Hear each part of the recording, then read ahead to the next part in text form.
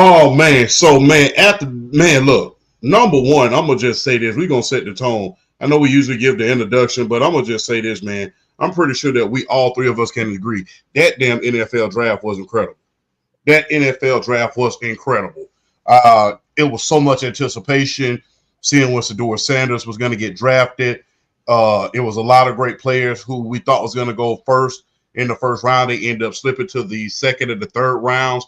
There was a lot of great value. And although there was not a lot of super big names in this draft, that draft was, nothing to sniff at. We all thought that this was going to be reminiscent to the 1988 draft where they had Hall of Famers, but not necessarily the big name. But these teams cooked this NFL draft. What do you guys think? Yeah, this was probably one of the best drafts that I've kept track of in a long time. And that's just overall just the anticipation and really like the value of a lot of these draft picks with guys slipping. It was fun.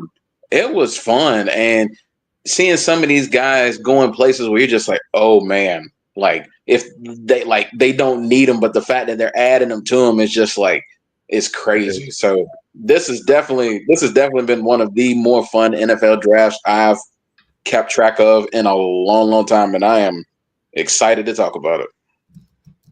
Flash? I take that as a compliment, considering that this is in my home. It wasn't my home state, and Green Bay and Wisconsin showed out strong. There were over 205,000 people at this draft night. Oh, they showed up and showed out, man. I'm very proud. I'm very proud of that. Very proud of that town and what they did to represent. Boy, they showed up and showed out. And so in that aspect, there was a lot of fun aspects and entertaining aspects about this draft. Not only obviously the slides, I think the quarterback position overall was interesting in general.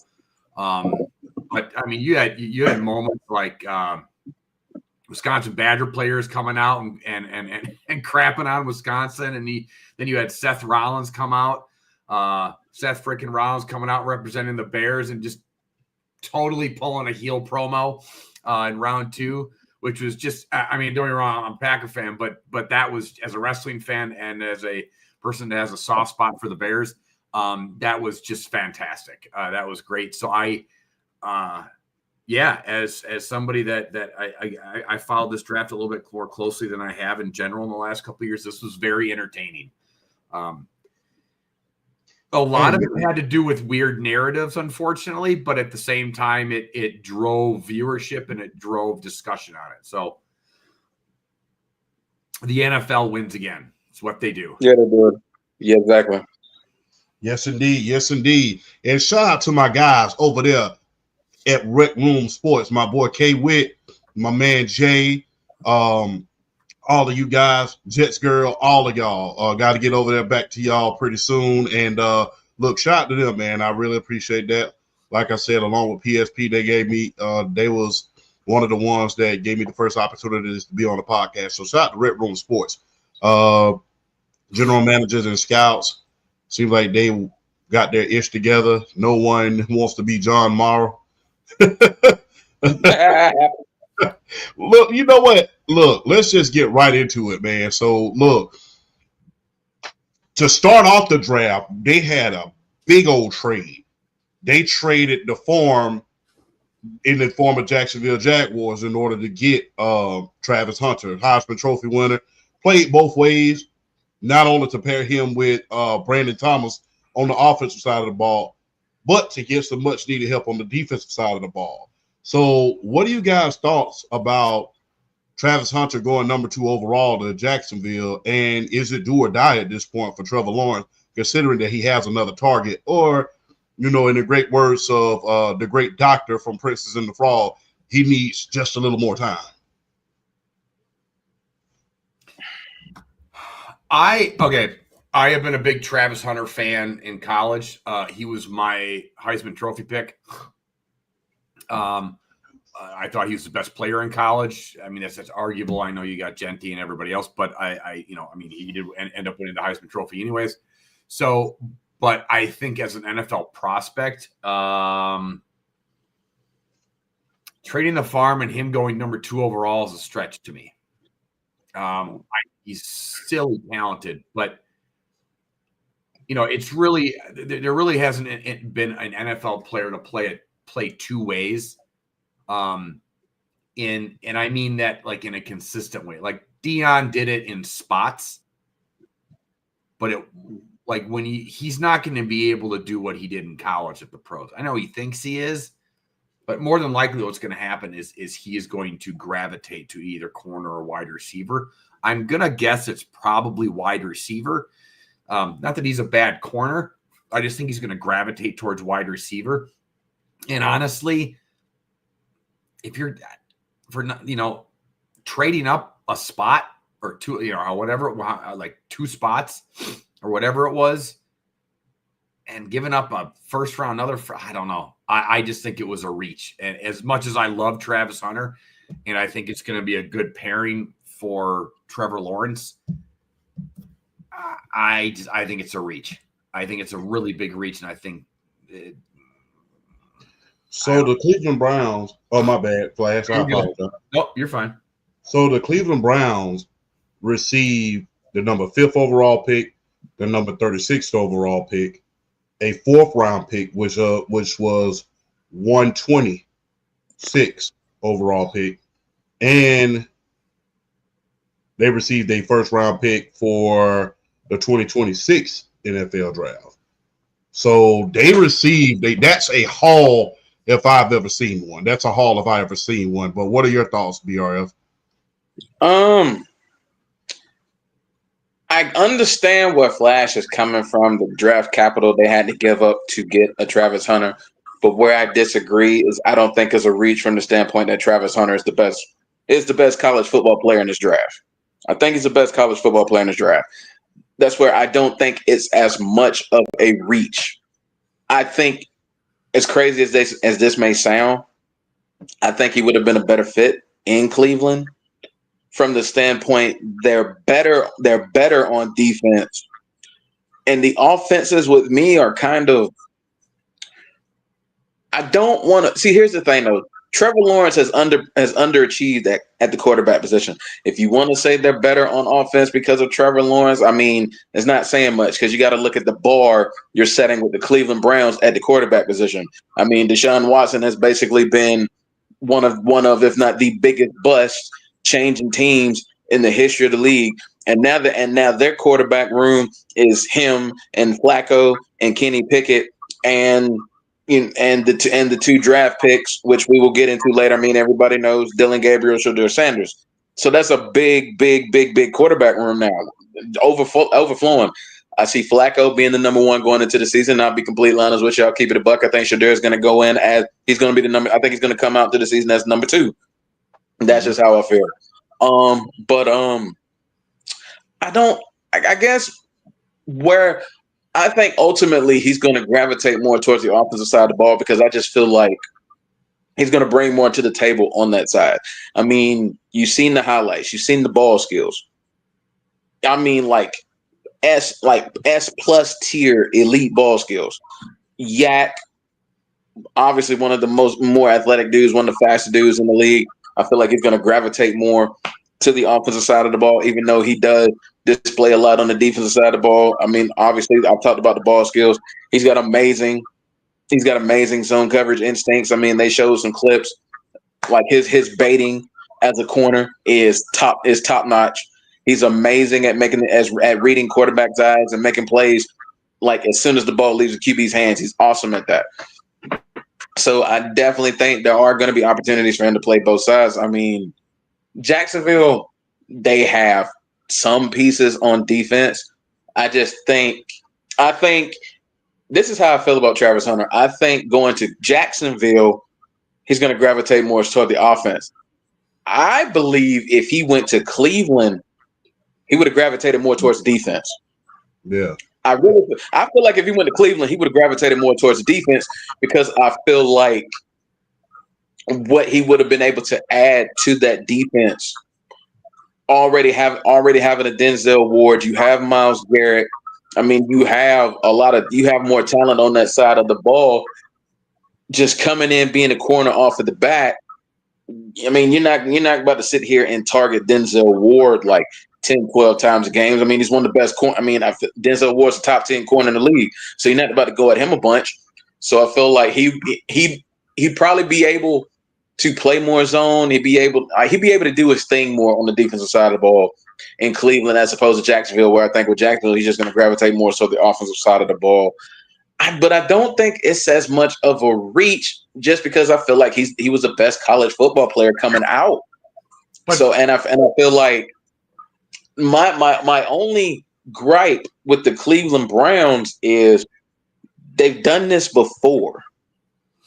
And they've done this before to where they give up the farm to trade down, and you miss out on a possible generational player, Julio Jones. They've done this before, and it failed the last time. So how this is going to turn out, we'll see. For their sake, it better not fail, because if Travis Hunter continues to show what he showed in college, I mean, the Cleveland's just, I mean, there's really nothing else you can say about them.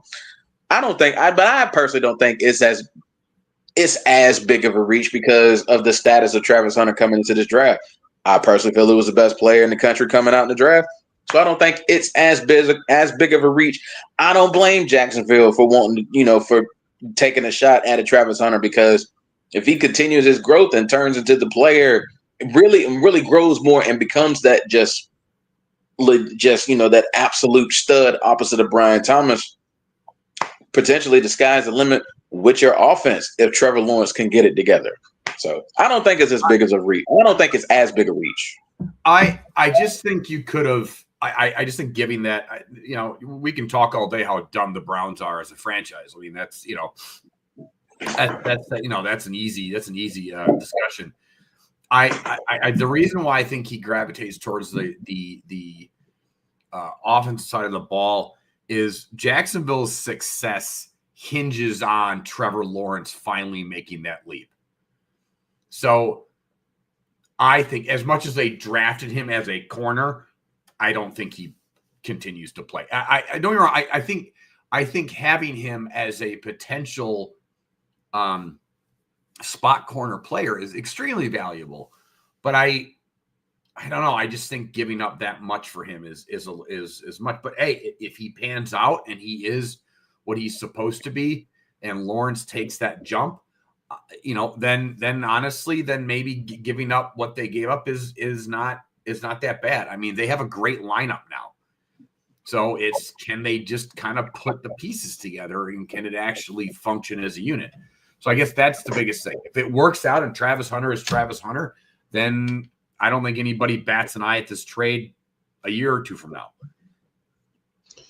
Plus, along with Travis Hunter, they drafted the fastest running back in the combine, Basul Tolan. I cannot spell his name. I know I butchered that name up. I'm sorry for all the audience out there, but he is from Virginia Tech. He was one of the fastest running back. Rushed for over 2,000 yards this year, so he's also going to have help with Tank Bigsby and him in the backfield.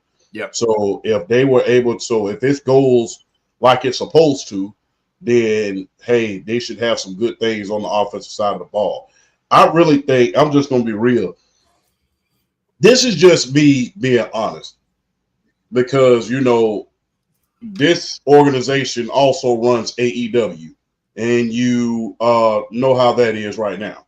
But I have to say this. I really think they got Travis Hunter not so much for his ability, but for him to be an attraction. You got the Heisman Trophy, one of the best players in college football. He's one of the most popular players. And look, people can say what they want to about him, but as far as him, he was one of the most humblest guys as far as him being on that team. He was not a look at me guy. He kind of reminds you of the guy in your science class who you didn't even know he was on the team until you wore his jersey on Friday, because that's how unsuspecting that he is. It's just like he can make you laugh. It's just so he's so unsuspecting. He's not the typical jock athlete. So I really think that they bought him there to be another attraction so they could draw fans, so he could be another face of that franchise. Because I believe Trevor right now, he's losing, ground with that fan base, and they need something new in order to attract. Plus, they building that real new stadium in a couple of years from now, and they need somebody to attract those fans. So I think they got him more so as an attraction than a weapon at this point. Granted, he's a hell of a football player. I believe he's going to be an asset not only to the offensive side, but if they put him in a nickel package, but to the defensive side of the ball, he does have to gain a little bit of weight because, when he took those pads, I mean, I didn't realize how scrawny he really was until you looked at it today when he held up his jersey. But he's going to have to gain a little bit of weight, but I really think they brought him in as more of an attraction than they did him being spectacular. Like I said, they're building that new stadium, and they need a way to draw the fans. Let's go to the comments. Shout out to Sports PSP and thoughts on – we're going to get to that momentarily, PSP. Big shout out to PSP. Had a hell of a show last night on the Highlight of Friday Nights. We salute you. Shout out to Mr. Davis from the Out of Pocket podcast from Boom Broadcasting. Thank you for the invite yesterday. We most certainly will do that again soon. So shout out to those two. But we will come back to this at a later time, PSP. Shout out to you, brother. But I really think they got him more so on the attraction side rather than, the football side. You need somebody who's going to draw in those fans. What better way than to get the Heisman Trophy winner who was playing for the most watched team in college football? Let's just be honest with you. It was the Georgia Bulldogs and then the Colorado Buffs. So just remember that. So we're going to piggyback on what BRF just said a couple of minutes ago with the Cleveland Browns. They're set up for the future with the draft capital and everything like that. They got a plethora of draft picks this draft, which they end up trading up in order to get Shedeur Sanders and Dylan Gabriel in order to help that quarterback room. But we've seen this before with Cleveland. Let's just be honest. And we saw it before, not once, but twice. I don't think people really like to acknowledge that they received a first-round pick for Trent Richardson. And they blew that too. They received a whole bunch of draft capital from our Atlanta Falcons in order for us to trade up in order to get Julio Jones. They did nothing with it. They received a first and I think a third for Trent Richardson. They did nothing with it. They come to find, and the thing was, they was right in getting rid of Trent Richardson because his ability was very, very much overrated. And you saw that when he went to Indianapolis. But unfortunately for them, they wasn't able to capitalize and do anything with it because of how incompetent that franchise is at this point. So I'm going to ask you guys, are they set up for the future? And do you trust this organization to do what's right and get it all together? Or will they fumble? Bless you. Thank you. Bless you. Or will they fumble it like they did with the Julio trade and the Trent Richardson trade? Y'all have the floor.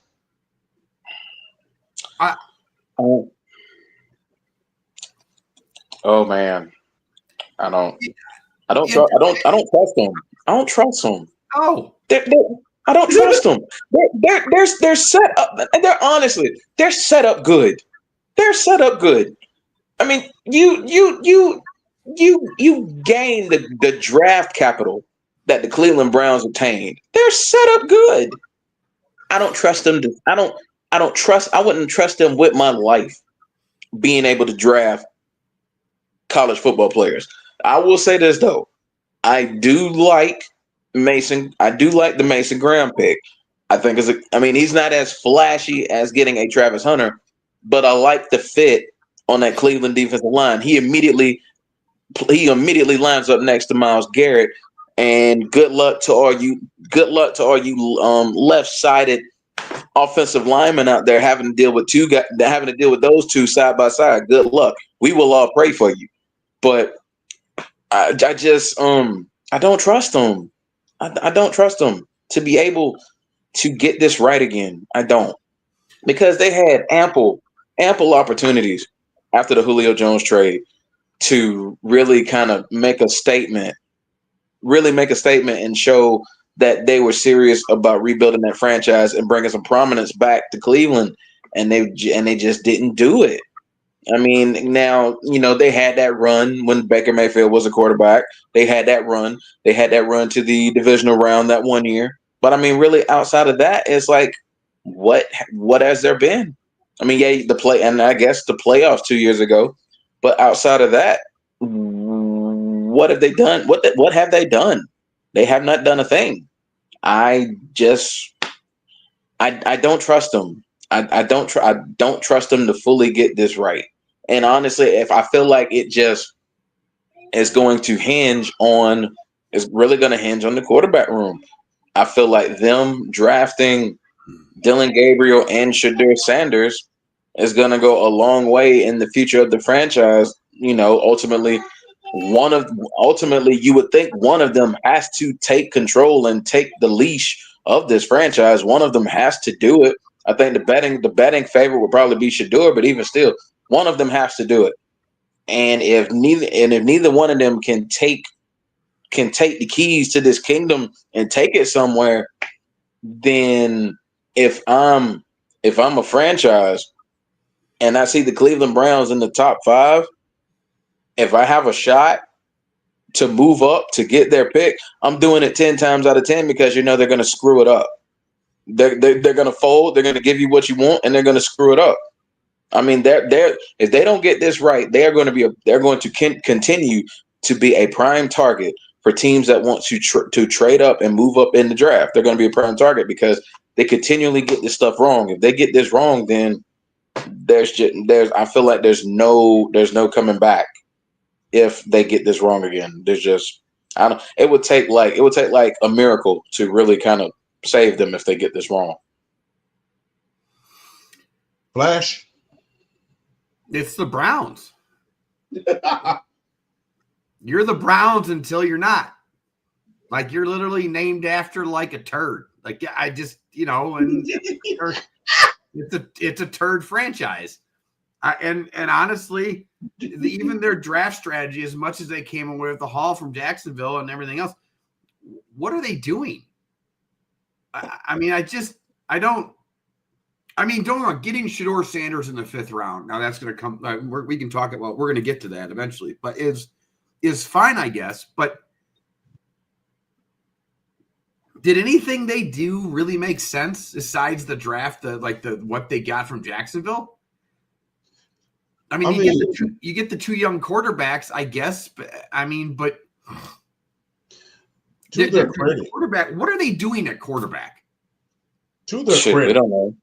To their credit, I will say this: they not only drafted Mason Graham, because I'm looking off the screen so I can keep us updated. They drafted Mason Graham. They drafted Carson. How do you say his name? Swaswinger. I butchered that. I know that. They drafted that big time linebacker from UCLA. They drafted Quinshon Jenkins from Ohio State. I like that pick. They drafted Quinshon Jenkins from Ohio State. They drafted Harold Fanning Jr. from Bowling Green. They drafted Dylan Gabriel from Oregon. They drafted Dylan Sampson from Tennessee. Remember, Dylan Sampson was a damn good running back coming out of Tennessee. He's a powerhouse. And they drafted Shedeur Sanders. And remember, Dylan Sampson was real good last year. He was real, real good. So I think that he's going to be an asset to that team. I mean, I really do. I really think he's going to be an asset to that team. So, and they drafted Shedeur Sanders. That was their last draft in the 5th round. So overall, this draft, they're doing pretty good. And let's not forget, look, the only thing that they have been lacking and they just have not been able to get right is the quarterback position. They haven't gotten it right since Baker Mayfield. All because they wanted Shane Diesel to be the adult in the room. So, with that being said, you have to ask yourself, what are you going to do about the quarterback position? You have the receivers, you have the tight ends, you have the running backs, You have the defensive players. You have at every level, you have a top 5 player. You have Denzel Ward, who's a top 5 corner. You have he ain't stopped laughing yet. No, you kill me with that every time, bro. You kill me every time because I don't be expecting it, and then you hit me with it, and it's just like, damn. But back to the lecture at hand. You have Denzel Ward, top 5 corner. You have Myles Garrett, who's arguably the best defensive player in the league. Mason Graham has a lot of potential. The guys that they have on the defensive line in that front 7 is top notch. That offensive line is damn good. That's a top 5 offensive line when healthy. You have David Njoku, who's a top 10 tight end in this league. If Nick Chubb gets healthy, then we could potentially see a 3-back system with him, Sampson, and Quinshon Jenkins, who was the leading rusher in the SEC just 2 years ago. Then you have Jared Jeudy. So you have all of the tools that you need. Plus, Kevin Stefanski is a hell of a coach. Anytime you can go get Joe Flacco off the couch when he was eating po' boys and daiquiris with me and hanging out on the golf course, then guess what? You got to be a hell of a coach in order to do that. No coach has coached a 4th-string quarterback to a playoff game since Marty Schottenheimer in the 80s. So you have all the recipe. You just can't get that quarterback position right. That's the problem. Now you have a full quarterback room, which we all know this is the thinning of the herd with this quarterback room. Mr. Marcus is not going to be around very, very long. He's going to be gone in 2026. Kenny Pickett is going to be gone. He'll probably be cut before the preseason. Yeah. Joe Flacco probably got a year left. If that, he'll probably be the starter. So the people who you really need to worry about is Gabriel, Flacco, and Shedeur Sanders. I think Shedeur Sanders will be the number 2, considering how bad Dylan Gabriel looked in that Ohio State game. He looked terrible. Yeah, but okay, but like, it's not like Shedeur. I mean, he looked terrible. So depending on how far that Kevin Stefanski can develop these guys, I can see whoever ends up being the quarterback for the future. I think Kevin Stefanski, they're in good hands with him. Plus, you have to think about this. The quarterback coach used to be Deion Sanders' roommate. I know. And he played with him in the 49ers. Yeah, Musgrave. So, yes. So guess what? He's in good hands, although he's far away from home. So he's in good hands. And the thing is, for Shedeur, now the pressure's off. You ain't got to go around here trying to be the savior of the franchise. But we'll get to that a little bit later. But as far as Cleveland, you have to get the quarterback position right. You got to get somebody at least decent in there. Ooh. You're good at every other position. Oh, pipe bomb. Who's under what team? What franchise is under more pressure to succeed? The Bears or the Browns? The Bears. I don't know, bro. I don't know, bro. I don't know, bro. It's close. It's closer than you think. It's closer than you think. It has to be the Bears. You've won the offseason bowl. No, you've won the offseason bowl 2 years in a row. So have the Browns. The Browns have been killing off seasons and you won the offseason bowl 2 years in a row. Not to mention you went and got Montez Sweat. You got DJ Moore. You got that receiving core is second to none on paper. I will say. Yeah.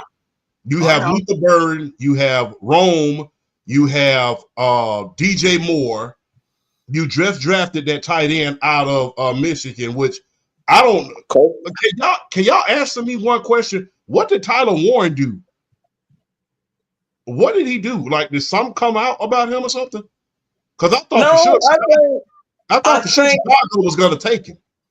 I think from what I saw or what I've heard, as far as like Bears fans, Colston Loveland he might, with what they might potentially want to do, he might be a better fit for what the Bears want to do as opposed to Tyler Warren. Not saying he's better than Tyler Warren because he's not. Tyler Warren was clearly the best tight end coming out of this draft, but he might be better fit for what Chicago wants to do as opposed to Tyler Warren. So I don't know. Just take it for what it's worth. Is Loveland a better blocker? I think that's where it comes down to. If you're, from what I look at, what the Bears did with that, I think their bread and butter is going to be more the wide receiving core.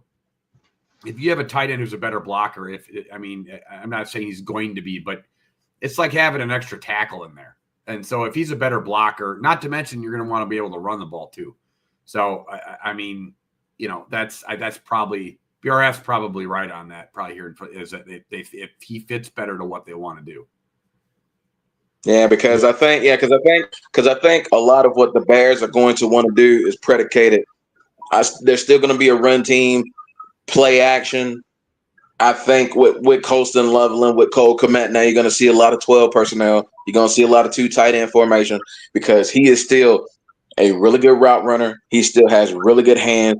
He's still a really good receiving option. But I think what he gives you in the running game with his blocking, I think is why Chicago drafted him, because they're still going to be very based off of giving DeAndre Swift the ball, play action to Rome Odunze, to Luther Burden, to DJ Moore. So I think it's more about a fit with what Chicago wants to do offensively, as far as still being predicated on their running game.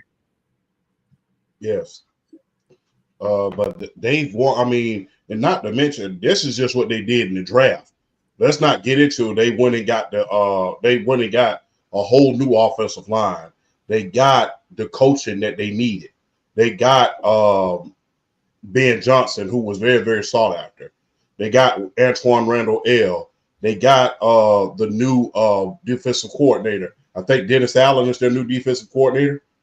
So they went and got everything that's needed to succeed over the course of over the last 2 years. Not to mention Caleb Williams himself, Montez Sweat. Then they already had building blocks that was there. Then they also had Jalen Johnson, Johnson Island. So they had the building blocks in order to be there. Now it's just a point of you being able to win in that blood and guts division. Because make no mistakes, it's going to be hard for you to win in that division with Jordan Love, with depending on what J.J. McCarthy can become. And you have to worry about what's the other guy? Jared Goff. You have to worry about Jared Goff.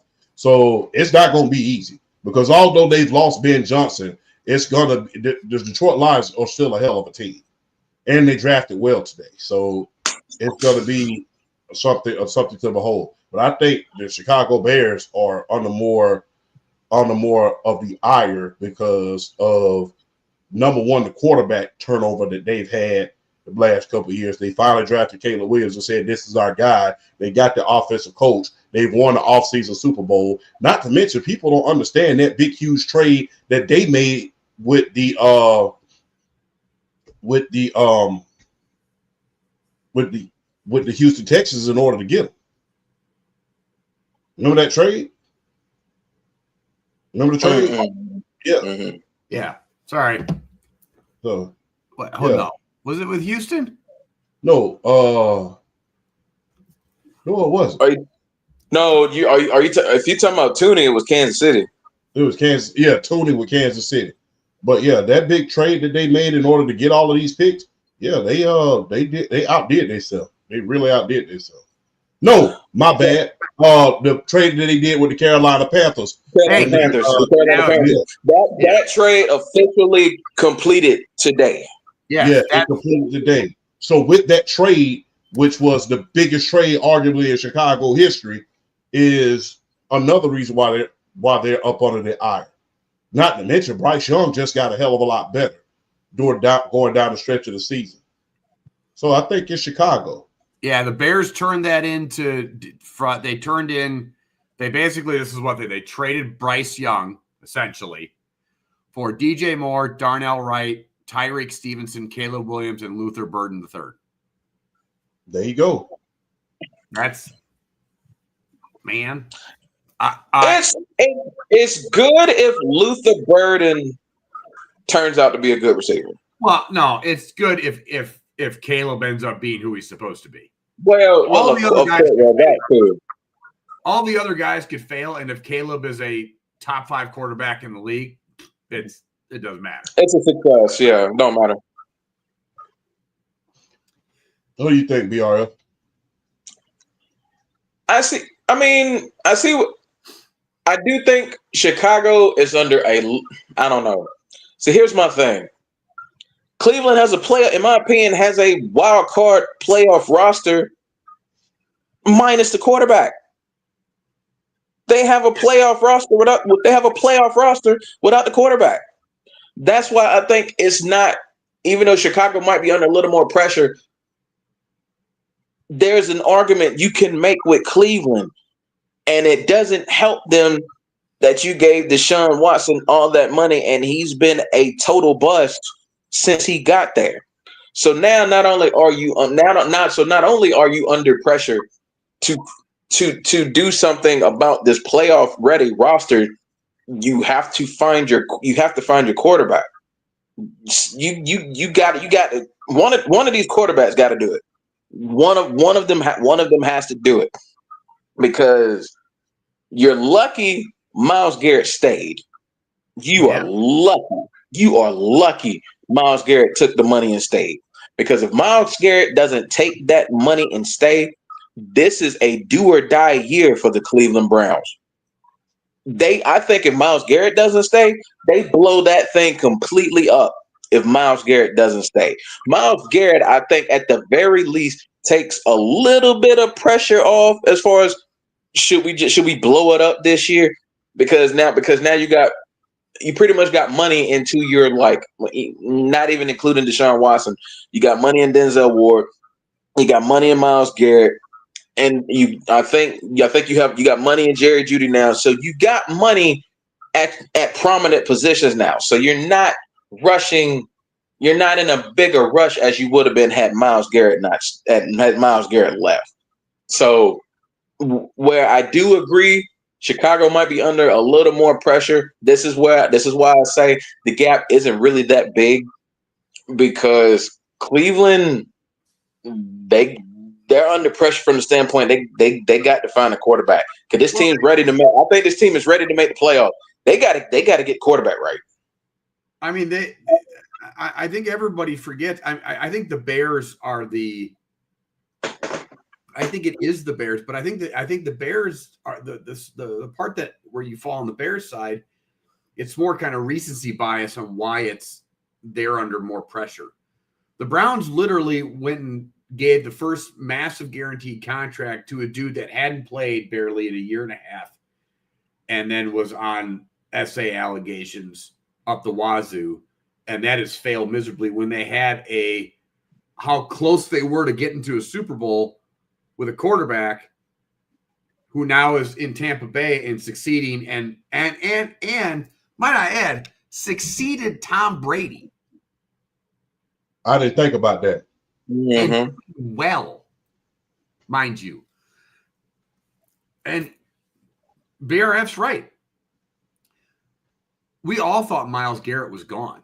All of us. Everybody thought Myles Garrett was gone. And he stayed. And I think this franchise is under a lot of pressure to win. Now, like the one thing that I now that I think about it a little bit on what they're doing in the quarterback room, to draft 2 young guys like that and bring in Flacco, who's probably not playing for that much because he's so old, whatever. You have a proven veteran quarterback that can succeed. You know, I mean, they've already done it with him. And then you had to save money at the quarterback position until you either void out Deshaun Watson's contract or cut him. Mm-hmm. So the only thing that kind of baffles me is that I know that like the draft they had prior to, I don't know how long contracts are for 4th and 5th round picks, but if you would have drafted 4 years, mm-hmm. So basically they have 4 years to play with, which actually isn't that bad if you think about it. Well, 4 years, depending on if they pick up the 5th year option. Yeah. Well, I think the 5th year option is only for first rounders. Okay, let me do a double check. I think. Like, I think and plus, I think Shadir's money is only like With it being a 5th round contract, I think his money is only like $4 million. Yeah, he lost out on like $16 million or something, like something nuts. Not that he's hurting for money or anything, but he's not hurting for money. But I mean, you're still losing out on money. Mm-hmm. So at least you give some. If either one of these quarterbacks is actually pretty good, I don't think it's 4 years. I think it's 3 years. I think it's 4 for the first round with an option of 5. I think the second round is 4. And I think every round after that is 3. Okay, hold on. You might be right. You might be right. Lengths for NFL. Ooh. Yeah, in the 4th through the 7th round, they're standard 4 years with no 5th-year option. So it is 4 years. Okay, they're 4 years too. They just get no option. They just get no option. Okay. So So and then if you're an undrafted free agent, it's 3 years, no club option. So they have 4 years to kind of monkey around at the quarterback position while they're still paying, Sir Massage a lot. So I mean, and maybe they don't get out of that contract. Who knows? But so maybe there is some decent strategy there. We'll see. But I think both franchises, because they both have been so bad for so long, they're both under a lot of scrutiny. Because to your point, the Browns have everything in place and we're really close. Have had it in place for the last 2-3 years. They just need to get the freaking quarterback position right. They were one bad call away from beating Patrick Mahomes and the Chiefs. Exactly. And I think people forget that. So, like, they have a window. Like they were not that long ago with Baker as the quarterback. They were Super Bowl contenders. That sounds insane, but they were. And so where the Bears still haven't accomplished anything. They have to prove they can get there. They have to prove they can get there. Give me 9 wins, for crying out loud. Yeah. Like, I think the Bears, like, having above 500 record this year is a win. Mm-hmm. They should be 9. What would it be? 9-8. 9-8. 9-8. They should be 9-8. That should be their goal. Bernie Kosar. Yeah, Kosar. Yeah, Bernie Kosar. Great quarterback. Kosar. I wouldn't put Bernie Kosar in the great quarterback. I think he was really good. I don't think they've had a great quarterback since Otto Graham. Yeah. And shout out to Mr. Coleman. Long. Okay. Okay, that's it. I got to say this now. We need to put a counter on the screen every time we talk about the Cleveland Browns. We need a nickname counter for Deshaun Watson. The nicknames he's gotten over the we need a nickname counter. I can only imagine how many different nicknames we could come up with this dude. It's true, we have had a lot of nicknames. We do got to settle on one though. Yeah, I mean, hey, I don't know, but a lot.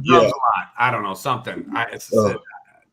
All I know is this: Brandon from the block. If you can hear me, sir, you have earned the right. If you want to, you have earned the right to retire, Mr. Touch My Body.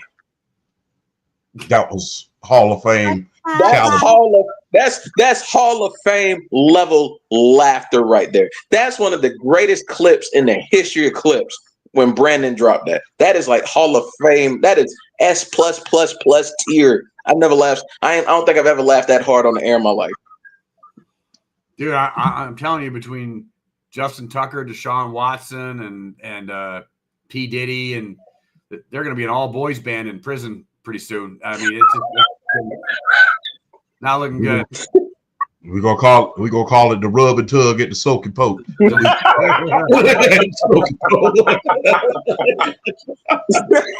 rub and tug at the soak and poke. Oh no! In sync, it's in wank. Yeah. Hey, y'all need to stop hanging out with Vanessa Del Rio, guys. If you know like I know, I'm just gonna be real. Oh God. But look, I'm gonna ask y'all this: in the first round, we all know what happened in the first round. The New York Giants, they took Abdul Carter and they took Jackson Dart. Our Atlanta Falcons took Jared Verse and Jalen Walker. Who won the first round? Jalen Walker and James Pierce Jr. James Pierce. Why the hell did I say Jared Verse? James Pierce. I don't know.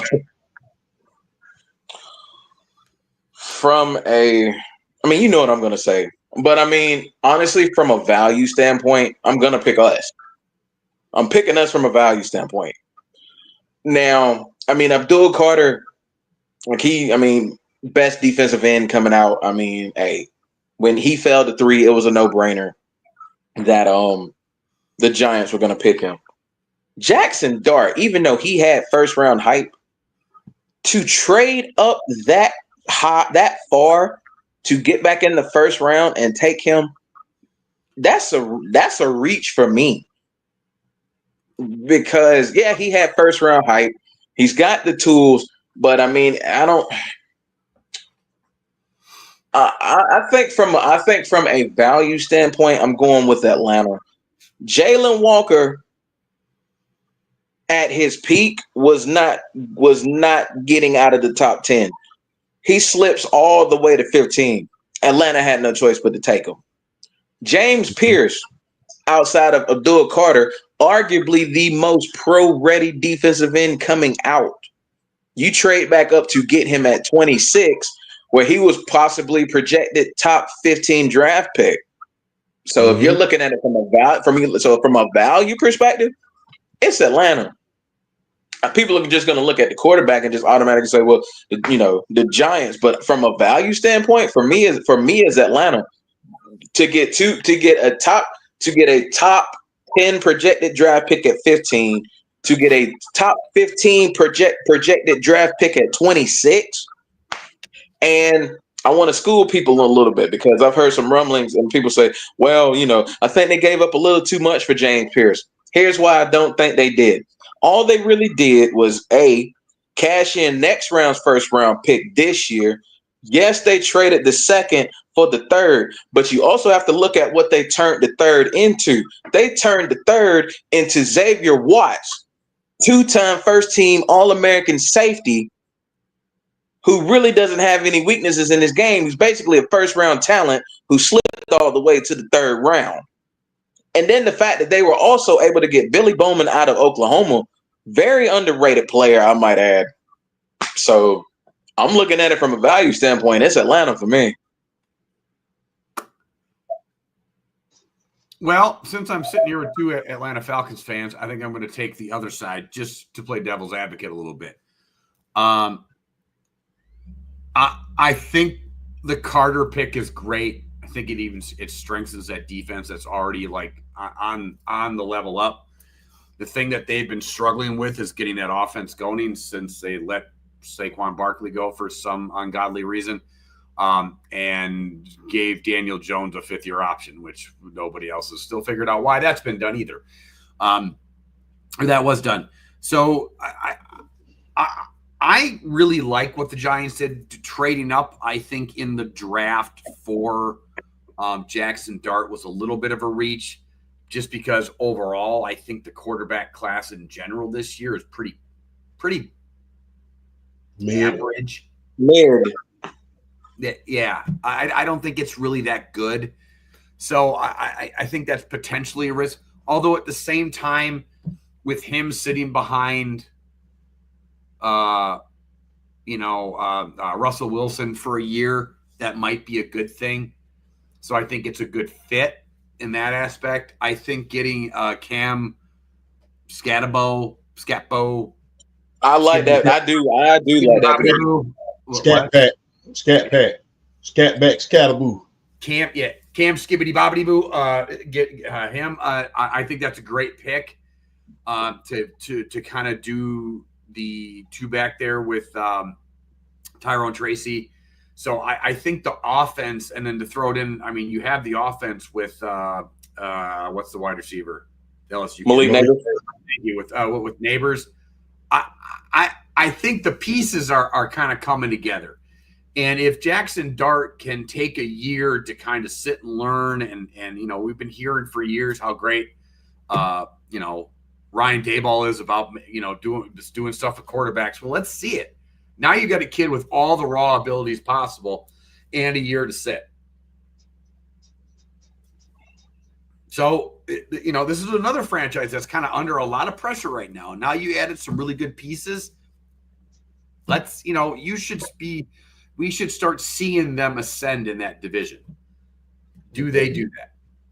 So, I mean, and if these draft picks work out, like the Barkley thing doesn't look as bad. So I'm going to go with the Giants. I do like what Atlanta did. I think it may have been a little overkill, but at the same time, their defense needed it. Like they needed it in spades. So I'm not hating on it. I think it was a little bit of overkill. I'm not really a big fan of Pierce. I know I mentioned in the chat, I think he plays a little high. He's got to learn to lower his pads a little bit, but I do like his speed off the edge. So I think that's kind of the reason why he fell a little bit. But we'll see. I think Atlanta, you know, again, we talk about these teams, and it all really depends on the quarterback. Does Penix work out? That's going to be it. Does Penix actually work out, and is he good? That's what's going to make Atlanta fly. Same thing with the Giants. If Dart ends up playing, you know, being good, then they'll be fine. If not, then, you know, Russell Wilson will play for a year, maybe two at the most, and then he'll retire, and then they'll be in the same position they are now, or they were last year. They're just not going to have a quarterback. So, you know, but I like what the Giants did between the two. Speaking of the New York Giants, there was a Abdul Carter, which we'll go into the next segment, you know, because I will piggyback on this question that I have. He thought that, you know, Micah Parsons asked Abdul Carter, was he going to wear number 11? And he said that he had another number in mind, 56. Well, get that out your head now. Yeah, well, Lawrence Taylor told him to go jump in the lake. Yeah. So, but look, I think that would have been good, because the thing is, we saw an all-time great unretire his number and give it to someone. We saw that in the form of Warren Moon. He unretired his number for the Tennessee Titans in order for Cam Ward to wear it. Yeah, but so how special would that have been for him to pass the torch? Yeah, but I think 56 in football, that's one of those numbers. When you think of that number, you think of Lawrence Taylor. Mm-hmm. Like that number is like, there's certain players that are synonymous with a number. You know, Michael Jordan, 23, Deion Sanders, 21, Ken Griffey Jr., 24. Lawrence Taylor's 56 is one of those numbers. Okay. Warren Moon with 1. Like, I don't go like, ooh, I wear number 1 because of Warren Moon. Even though I think Warren Moon is one of the most underrated all-time great quarterbacks ever. I just mean, I'm not knocking on Warren Moon. There's just a different level of like, yeah, that's his number. It's like 42. That's Jackie Robinson's number. Yeah. Like, that will never be anybody else's number in any sport, even for that matter. Like, Jackie Robinson's number is 42. Like, it's just one of those numbers that is just, so yeah. I go make another number special. I like Lawrence's take on it. Go be yourself. Yeah. Is Abdul Carter a great addition to an already stacked defensive line? Now, for those of you who don't know, they already had a hell of a defensive line. They had Kayvon Thibodeau, Dexter Lawrence, Brian Burns, and now Abdul Carter. How special can this defense be, and can they be better than that 2007 defensive line that had Michael Strahan, Chris Canny, Justin Tuck, you know, Usi Umenyiora? How special can this defensive line be? Can they be more special than those guys? That's asking a lot. Yeah, because I don't see any Hall of Famers right now yet. on the Giants. I don't, man, bro. I don't see Super Bowl champions yet with this line, let alone Hall of Famers. So that's a big ask. Like, What I'll say this about the Giants defensive line though, just off of short term analysis, the versatility on that defensive line should be endless. It should be absolute. Go ahead. No, you go ahead. That's what made that 07 line so special too. True. I mean, you could move Justin Tuck to end to tackle, Strahan to tackle to end to like that 07 Giants defensive line has a awful place in my heart. So you are Patriots fans. They have an awful place in my heart. Yeah, because people talk about the Philadelphia Eagles, what they just did. The New York Giants did that first. Yeah. But I'll put it this way.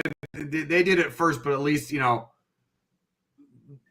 Tom Brady was still a lucky catch away from still winning that football game. I just want to point out, like, he didn't get rolled into a blunt and smoked like Patrick Mahomes did, but that's a whole nother discussion. That's a whole nother story. I will say, based on pure potential, like just pure potential, like they have a lot. They could rival what Philly is now or what Philly was last year on potential. But I don't think comparable to that 07. Dude, that 07 that shit was just wrong. Like that defensive line was just wrong and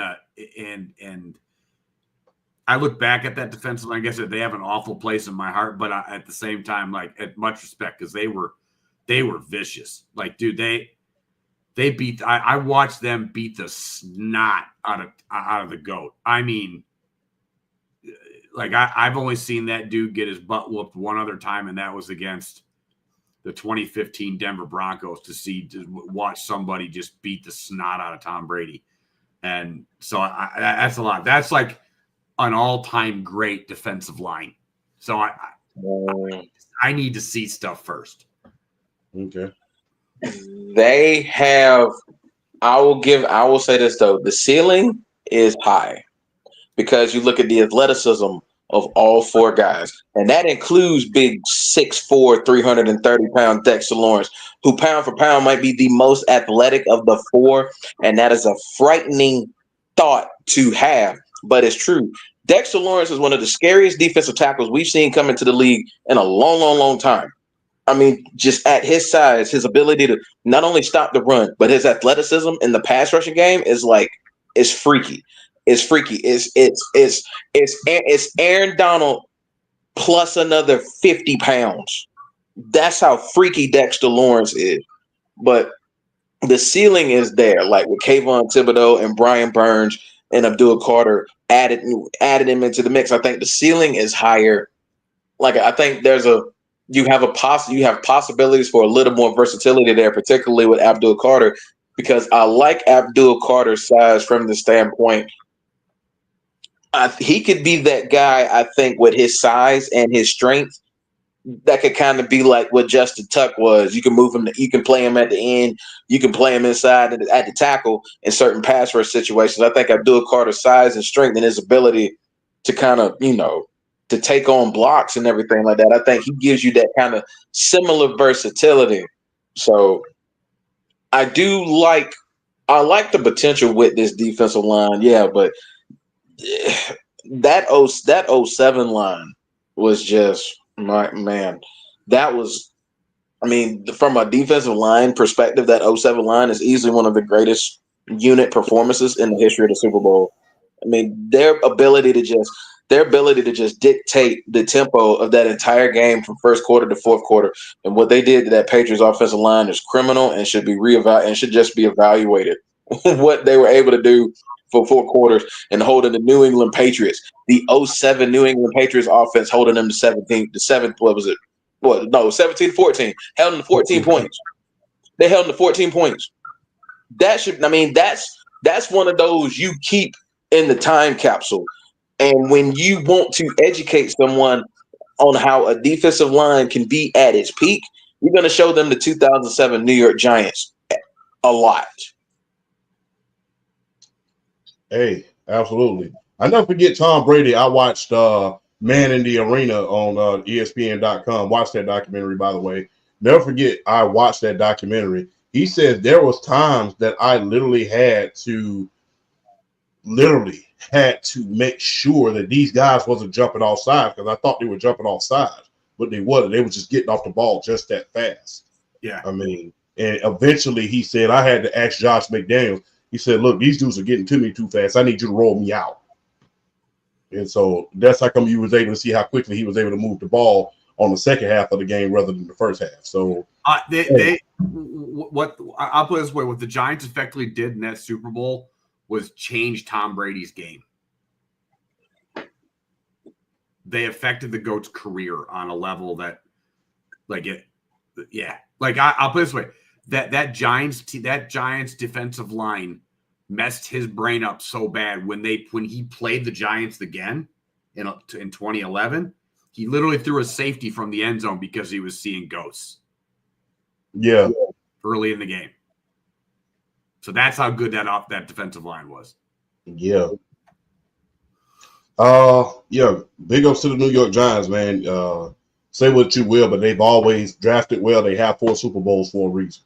You know, they've always been a flagship franchise in the NFL, going all the way back to the days of the early 50s and 60s. Yeah, with Frank Gifford. Frank Gifford, and all the way up to now. So, hey, big ups to the Giants, man. I know it looks bad now, but you never underestimate these flagship franchises. Quick question. All right, so we're gonna move over to another defense.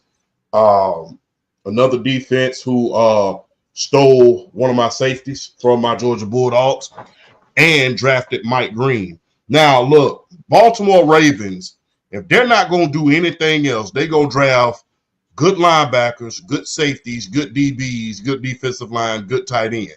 Receiver, not so much. Running back, yes. Quarterback, up until Flacco and Lamar Jackson, you could say so-so. But one thing they're going to do is draft hell of a defensive players. So how much better have the Ravens gotten after drafting Malachi Starks from UGA, adding him to a secondary that already has Kyle Hamilton and Marlon Humphrey? Then, not only that, adding Mike Green from Marshall, who is projected to be a top 25 or even a top 10 pick in this NFL draft, and adding him to a defense that was lights out for the last 2 years. What do y'all think about that? You want to go first, Flash? Yeah, I mean, the Baltimore Ravens have been drafting great for 30 years now? Mm-hmm. They're probably going to win that division again. So I don't see that changing. I think their defense is going to take another step up. I think drafting Starks is great. Adding Green too, and their other pick of Buchanan, I think they will make them players, and that's great. But that's fantastic. But can Lamar win in the playoffs? It's going to be. I'm just going to default to that. That sounds like I'm being kind of a hater when it comes to Lamar Jackson. But I mean, I think the Ravens have gotten a lot better. They'll take another step up. But as long as Lamar Jackson keeps, being a fart in the wind in the playoffs, they'll win the division again unless Pittsburgh and Aaron Rodgers have a really weird marriage and somehow that translates to something, or Cincinnati's defense takes a complete step up to make Cincinnati, competitive. But, I just don't trust Lamar Jackson in the playoffs. So I think as a defense as a whole, I think they got even better. It's insane. I think they're going to be a phenomenal young secondary. But let's see. I want to see the rest of it. Let's see the rest of it. I know I'm making that simplistic. That's very much a flash thing that I'm just going to concentrate on the quarterback. But I think Baltimore's been doing this for 30 years. They draft so well on the defensive side of the ball. I'm jealous of it as a Packers fan, and even in some cases as a Patriots fan. They're such great drafters and phenomenal. It's like Pittsburgh. Pittsburgh's the same division. They do the same. It's like wide receivers and linebackers. They can just, throw a dart and they'll get a Pro Bowl of either side. So, I think they're going to be great. I just want to see what they do at what Lamar does in the playoffs.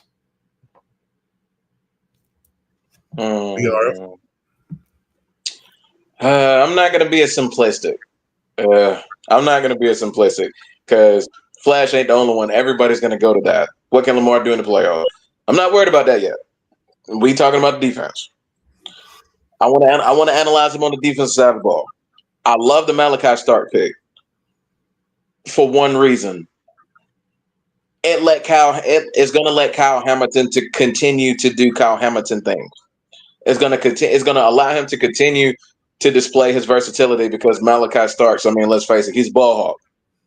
And he's going to be playing center field a lot. So it's going to allow Kyle Hamilton to continue to do what he's done, which is just be everywhere, whether it's covering in the slot, playing deep, playing the run. Kyle Hamilton with drafting Malachi Starks doesn't have to change a thing with what he's doing. And I think that's a big benefit. Now, I think that was some things, maybe some fans were worried about it. Like, would he have to expand this game more? Drafting Malachi Starks means Kyle Hamilton doesn't really have to expand his game like that. He just continue to do what he does in the run. And, in the run, his versatility, his athleticism, being able to tackle. He'll play deep every so often, but Malachi Starks allows him to just continue to play up front more as far as worrying about the run. The Mike Green, I feel like the Mike Green draft pick is just it's one of those like luxury kind of adding to the assortment of riches that they already have at the front seven. Because Mike Green has hella potential. And if you see his film and you see the footwork and the hands and Mike Green epitomizes one word for me as a defensive end, and that's violence. Everything about him is violent, particularly in his hands. The game against Ohio State where Marshall got blown out, but Mike Green was just rocking Will Howard every chance he could because the offensive tackle couldn't do anything with him. It's his aggression, it's his footwork, it's his hands. Just everything about him just screamed. He's going to translate at the next level. Everything about him screamed next level NFL, and just adding him to that defensive line is gonna open up some things. Down the road, I think down the line he'll eventually be like he'll be like a starter. He'll be like a 3-down defensive end because I think one of the underrated aspects about his game is his ability to set the edge and play the run. He's actually pretty good at that. So I think eventually he will be the starter and he'll be a 3-down defensive end. But I think early, I think mainly he's going to be in those pass rushing situations. 2nd and long, 3rd and long. He's going to be utilized a lot in those situations. They're going to be able to mix and match. They have the depth in the front seven to do it, to be able to mix and match and give you all sorts of looks, whether it's 4-3, whether it's 3-4. Shoot, 5-2 in some cases. You never know with a team like the Baltimore Ravens. They like to mix stuff. So adding to Mike Green, I think, only just adds to the potential versatility that Baltimore's DC is going to be able to utilize against the other teams, not only in the AFC North, but in the AFC as a whole. Because I think Baltimore's definitely going to win the division again. They should. They should. They're the best team in that division. They really didn't lose much of anything. And then you're adding 2 really good defensive players in Malachi Starks and Mike Green to an already ridiculous, talented defense. Only is going to make them stand out and only going to make them better. So I do agree. Now, I'm not saying I don't agree. Ultimately, at the end of the day, it is going to come down to late season going into the playoffs. And can this team really can this team come together? And Lamar Jackson definitely got to be at the forefront of that. This team's got to come together. He's got to be at the forefront. But I did like those draft picks. They're gonna like the Baltimore Ravens versatility on defense should be amplified even more. Adding Malachi Starks and Mike Green to that unit. So did a little bit of research. Malachi Starks and Mike Green, they joined a team who had 54 sacks last year. Overall, over the course of the last 2 years, they've had over 128 sacks. And Mike Green led all of college football in sacks last year too, which is ridiculous to be able to scoop. Which is ridiculous to scoop up a talent like him. Not only that, they had 12 interceptions last year, 12 takeaways last year. So, yeah, may not be impressive as far as interceptions, but when you can't pass the ball, that's a no-fly zone. That's something to behold. So you join already a stifling defense that can put pressure on the quarterback already, and you add the leading pass rusher in the league in college football, and you add a Malachi Stark, who is a ball hawk and a great hitter. He can hit. He can hit. That guy can hit. I saw it firsthand. I'm a Georgia Bulldogs fan. So you add him to an already great defense, and they didn't really lose a lot of pieces. But unfortunately, I got to go with Flash on this one, man. It's going to all come down to Lamar. And can you finally get over the hump and beat Patrick Mahomes? Can you beat the Kakarot of the NFL? Can you beat Kakarot? That's a Dragon Ball Z reference for anybody who's watching. So can you beat Goku, the Goku of the NFL? All the other quarterbacks around them, they've beaten them.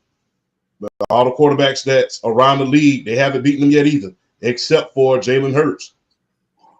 And he should be 2-0 in Super Bowls.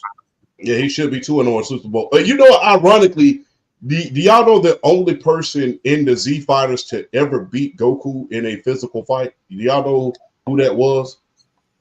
I am not a Dragon Ball Z guy, so no, I do not. TN beat Goku as a child when he was in the martial arts tournament. Okay. I used to watch. I watched a little bit of Dragon Ball Z growing up. I wasn't into it like that, but that is an interesting fact to know.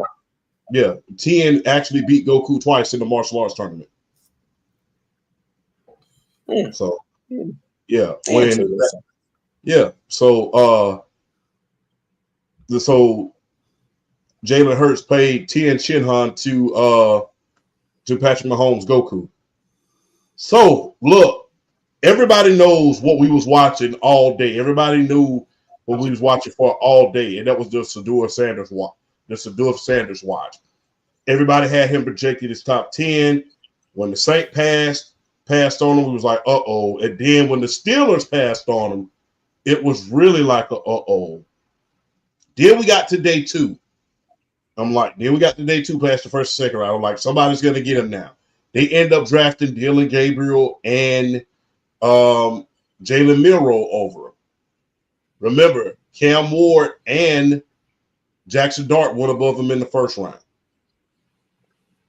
Then you had Jalen Milroe, not to mention Tyler from Louisville, who, by the way, was the back who lost his job to a guy who is playing backup quarterback in the UFL, by the way. Let's just throw that in there. And it's crazy how far he dropped. He went from first round projected to 5th round pick to the Cleveland Browns, who had every chance to get him, by the way. Every chance to get him. Yeah. So I have to ask y'all this, and I hate using this term, but I had to put this in here. Was there a greater good with Shedeur Sanders falling in the draft, and was this the humble pie that he needed? BRF, you have the floor. Yeah, I mean, you kind of, I guess you do have to look at it from the standpoint of the way, he had, not only him, but, Dion, his dad, the way they were kind of conducting things, like not working out at the combine, only interviewing teams that you wanted to go to. I think, and also like, I guess that one video that's starting to go viral, with him talking about if you want to win and you want to change your franchise, you'll pick me. And, and I get, and that video, I think that clip has definitely hurt him too. So I definitely do think him falling to the 5th round, it should wake him up. It should, he's got to understand that, this is the NFL, this the big boy league. You can't call the shots like maybe you were doing in college football. You can't do that here. And I think the NFL just kind of, gave him a big reality check with this. So I'm hoping for his sake it's a lesson. I'm hoping for his sake it's a lesson learned. I do, because I'm gonna just I'll keep it a buck right here. Cam Ward being drafted number 1 overall, okay, that's fine. He was projected to go there. Even with a Jackson Dart, he had first round hype. He had some first round hype about him. So the Giants trading up to get him, shocking, but Jackson Dart had some hype going into this draft. Mm-hmm. Yeah, ain't nobody about to tell me with a damn straight face that Tyler Shaw is better than Shadur Sanders. Ain't no way. Just no. Ain't nobody finna tell me that. Well, I'm not going to say better, but I will say I think this quarterback class was overhyped in a lot of ways. I think it was Cam Ward, and I think we all kind of fell for the Shadur Sanders hype a little bit. But I do think it was a case of humble. You finish your thought. But before I jump in, I apologize. Oh no, it's cool. Yeah, I guess with Tyler Shaw getting drafted, with Jalen Milroe, Dylan Gabriel all being drafted, I guess that had. I mean, I don't know. It's such a it's an interesting subject to really tackle because of just all the outside factors that come into it. Like with Dion saying, if someone wants to take him and it's a city that I don't want to go to, I'm going to want to step in. Stuff like that, and just so many different factors that come into play here. Because I'm sorry, because like if you're just looking at it, if you look at his film and you look at the tape, and it's crazy because I was on IG, and one of the sites that I follow was like, some scouts and some GMs. They saw I guess it was the exact highlight reel of Shadur Sanders that was played for scouts and GMs and all that stuff, and they were like, you know what? Yeah, we'll pass on him. But if you swiped and you looked at the highlight reel, some of the throws he was making and some of the out of structure plays he was making, you see why he was the 2nd rated quarterback coming out of this draft. Dude can make. I mean, I can understand it if homeboy didn't complete 74% of his passes for 4,100 yards and 37 touchdowns behind that offensive line. I mean, the film is like, and I get it with, you gotta, I get it, conducting yourself, being a professional, I get it. But I mean, stuff like Dion saying, if this team drafts him, I'm gonna step in. It's happened. It's happened before. It has. It's happened. And everybody forgets to this, because I commented on somebody on TikTok. Everybody's like, well, where was the backlash when the Mannings did it? Oh, there was a lot of backlash. People didn't like that. Oh yeah, people didn't like it. People didn't like it when Elway did it either, when he forced himself out of Baltimore. Bo Jackson. Bo Jackson did it too. Didn't like it either. So this isn't like all of a sudden, like, you pulling, because let's just face it, to us normal folk, playing in a league like this is a privilege. So when you have somebody come up and say, well, we're not going to do that, and we're not going to do this, and we're not going to do this. Like, and here's the other thing too: the difference between like Archie Manning and like, because that was the big comparison, was the Archie Manning and Eli situation with the Chargers and the Giants. Okay, the difference between if I'm any number of teams this year that were looking at Shedeur Sanders, and let's put the interview report aside on how he was just like he bombed the interview on an epic level. If I'm a coach and I draft Shedeur Sanders, his father is the greatest corner of all time, probably the most high profile coach currently right now in any league. Most has his own podcast, his own show, has been in the media for since he retired for the past 10 years. Mm-hmm. Now as a constant microphone in his face, and has stated if my son goes to a team that I don't like, I'm going to step in. I don't want to deal with that. I wouldn't as a coach to deal with that kind of crap, because I'm just trying to do my football team. And if I have somebody like Deion Sanders, more than willing to, let's not like pull any punches here. Deion Sanders is not a shy human being. Would be willing to go and say something in the press about how his son is being handled. Again, this goes to the how LeBron is handling Bronny. It's the same thing that I railed against them. If you want your son to be a big boy and be a man, then your son has to deal with being a big boy and being a man. And so I don't know. In the scouting aspects, I saw a lot of people, but this is pre-draft, that said his tape he's made some great throws and everything, but a lot of scouts didn't like his tape. Hold on to the ball way too long. Like, I know that was something that came up. There were people saying, "Oh, he pats the ball." Like, whatever. Tom Brady did that. So did Drew Brees. Whatever. That's a silly thing. But some of his decision making, a lot of it was against lesser talent. When it comes to schools. So I think there was some valid criticism there. And then again, you throw it in there when if you have your dad coming out and saying crap like that, then you coming out. And the way they handled the draft process, and it just seemed like a big middle finger to everybody. And at some point, and this goes to the thing, I know that we talked about this a little bit night one, about people, like being happy about this.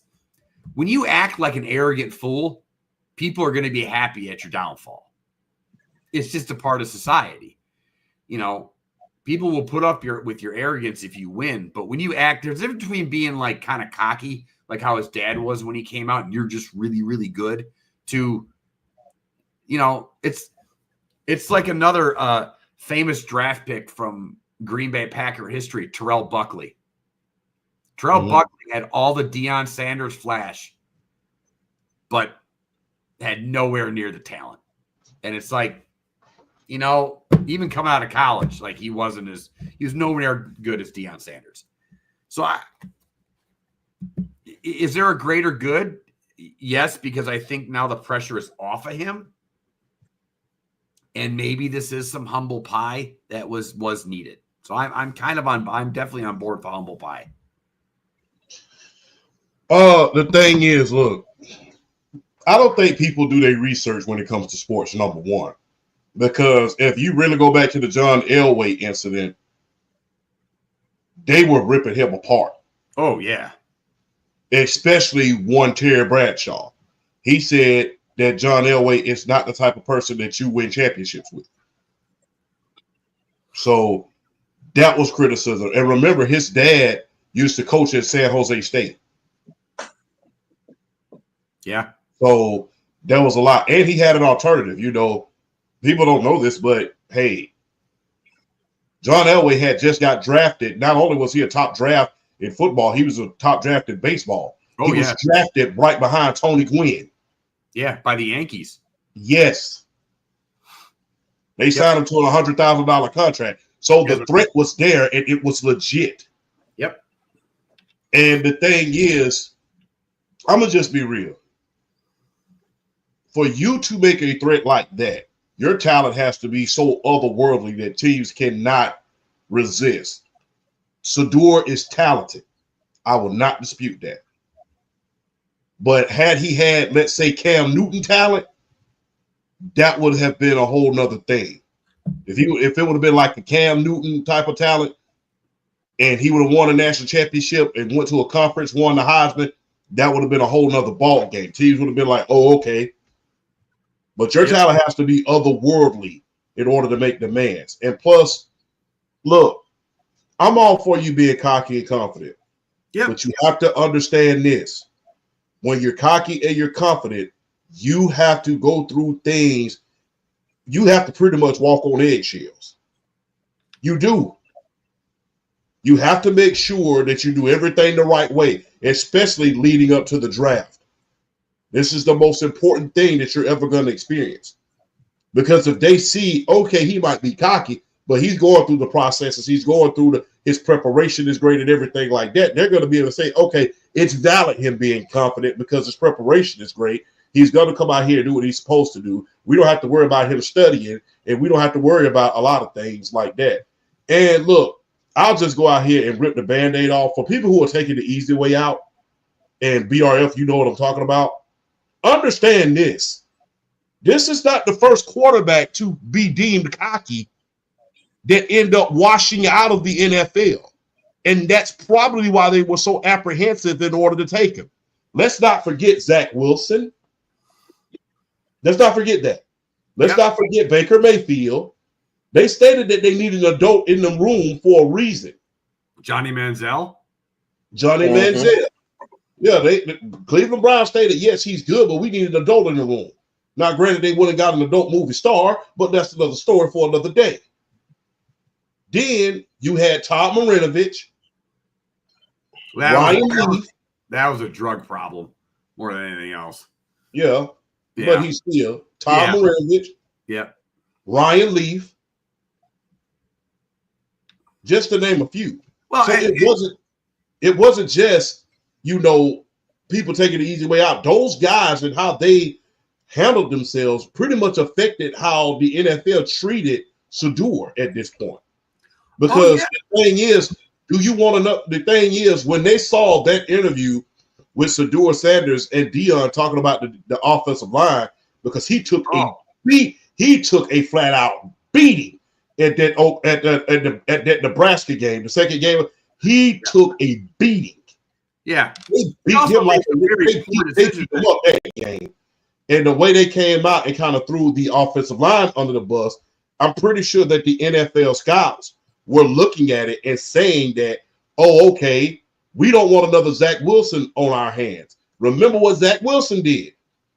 I think their score was like 6-12. And they asked him, did you let your offensive line and your offense down? He said, no, indeed not. And everybody was looking at him like, are you serious? Yeah. We literally just saw you throw 3 interceptions. Yeah. You had all the time in the world. You can sit there. Look, again, here's the thing. Like, and you can, it can be the obvious blame of the offensive line. Let's just say it was, even though I don't think it was completely on the offensive line. Like, if you really look at a lot of his tape, it is the offensive line, but I also think it's the scheme that hurt him. I know we talked about it on this show that the scheme doesn't fit their talent. It's all long drop backs and long routes, and just that doesn't serve the talent. And yes, they're all cocky, but like you got to be like, like for instance, Dan Marino was like a Michael Jordan level a-hole, but that's Dan Marino. Like who arguably pretty much any other peer of his says that's the best arm talent of all time. And he was one of the all-time greats. Like, and John even he Elway fell in the draft because of that. Yeah, even he did. Yeah. So you can't sit there. And it's the reason. Well, and I know that the listener just said, I'm sorry, I forgot your name, but they, that's why Rodgers fell in the draft too. Yeah. And look, you can't, unless you're otherworldly. Like Elway is one of the like top 3 quarterback prospects of all time. Like it's Andrew Luck, Peyton Manning, and John Elway. Those are the 3 best quarterback prospects of all time. I don't think there's a lot of dispute there. Those guys could get away with it. Like there's a couple other guys like coming out of college, like Matt Stafford when he first came out of college, probably could have gotten away with it. There's a couple other guys. Cam Newton. Yeah, Cam Newton probably could have gotten away with it a little bit. But you can't look. I think Shedeur was a late first round quality, early second round quality quarterback in let's say a good draft class.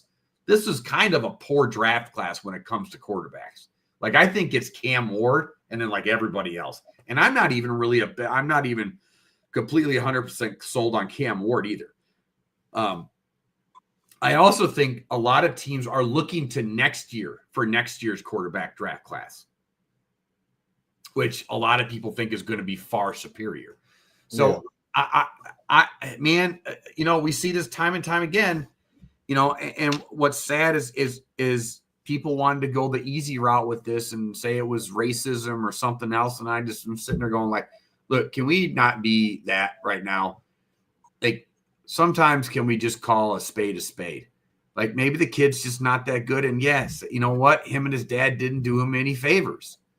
So in fact, they even told, what's so funny about that, you can tell people don't watch TV because they even joked about it.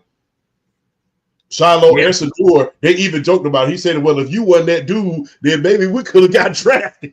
So, they even joked about it. So the thing is, they understood. I'm like, well, we kind of misunderstood the assignment on this.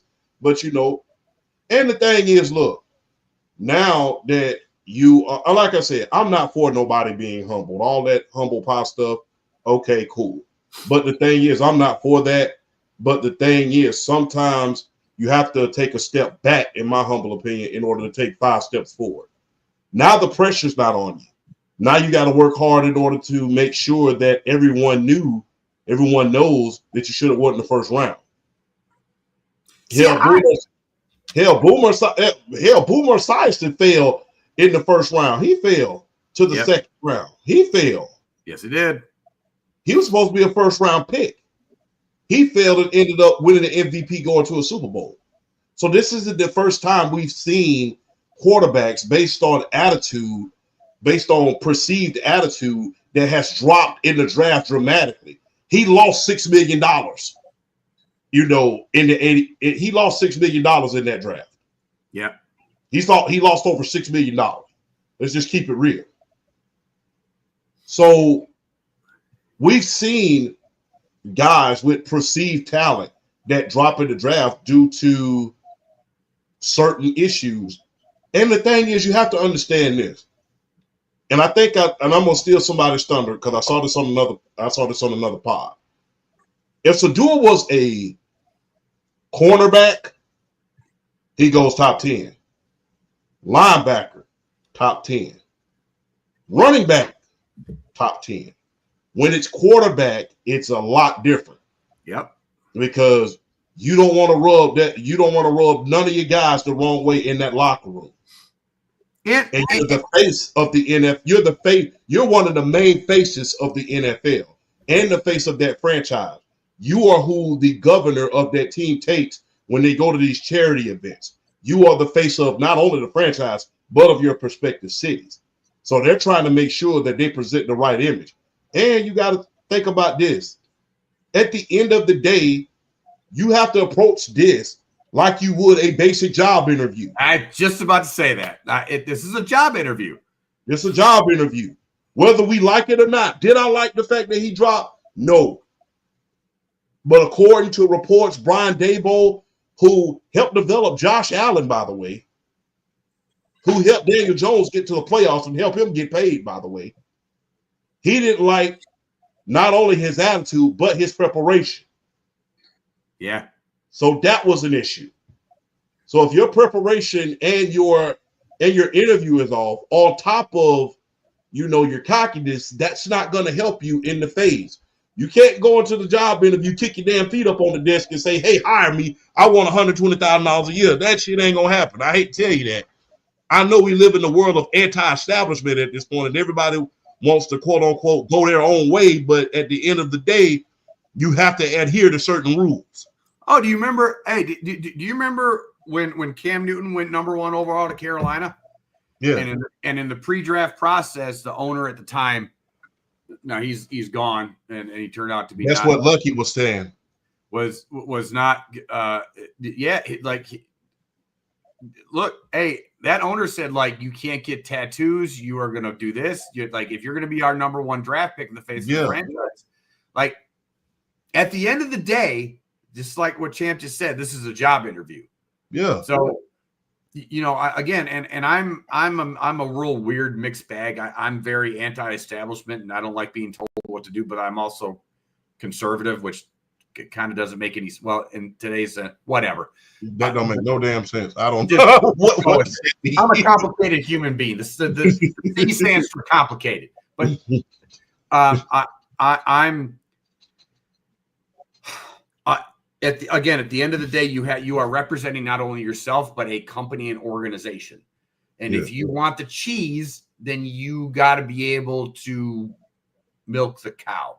I don't know. That's a really terrible saying, but you understand what I'm saying, though. Where I'm getting, if you want the cheese and you want everything else that comes along with, you want the cheese and the wine and all the good stuff that comes along with it. Well, this is what you got to do. And when you haven't earned anything and you flip the bird to, the biggest club that everybody wants to get into, which is the NFL. Let's not deny this. Like, it's the biggest, again, this is a huge win all over for the NFL this past weekend. The whole draft was a massive win. NFL is king for a reason. When you want to get into the biggest club, at the end of the day, nobody really cares who your daddy is if you're just going to sit there and run your mouth. And like I said, and people talking about, well, he was cocky. Cam Ward was just as cocky. Let's just keep it all the way a buck. He walked up literally to the owner of the Tennessee Titans and said, I'm going to show you why you drafted me. I'm going to show you why you drafted me. So, like I said, now I think a lot of it had to do with his last name being Sanders. And, there was an article that came out. I think it was Damian Harris. He said a lot of these players in college are getting too much power. And I think that, the NFL is trying to make an example, which is a bad example, which is kind of a harsh example to set, I will openly admit. But, hey, it's like, wow. Okay. When you're a private entity like the National Football League, you can kind of do what you want to do at that point. I got to say this, too. The NFL, we've kind of talked about it. The NFL is one of the last leagues where the inmates don't run the asylum for the most part. Like the NBA, runs, we look at how the players, the players run league, player empowerment, so on and so forth. We look at college football, like right now, we're everybody kind of has a problem with the NIL and way it's too much player empowerment. Major League Baseball, a lot of people think that the contracts are out of control, and everything, so that there's a lot, and the NFL is kind of that last, like, like you're gonna fall in line type stuff, and fall in line or fall 30 stories. Yeah, and and let's be honest, unfortunate. It's unfortunate, and I don't, like I said, humbling somebody in that way, I'm not for it all. But at the same time, like I said, you have to understand this.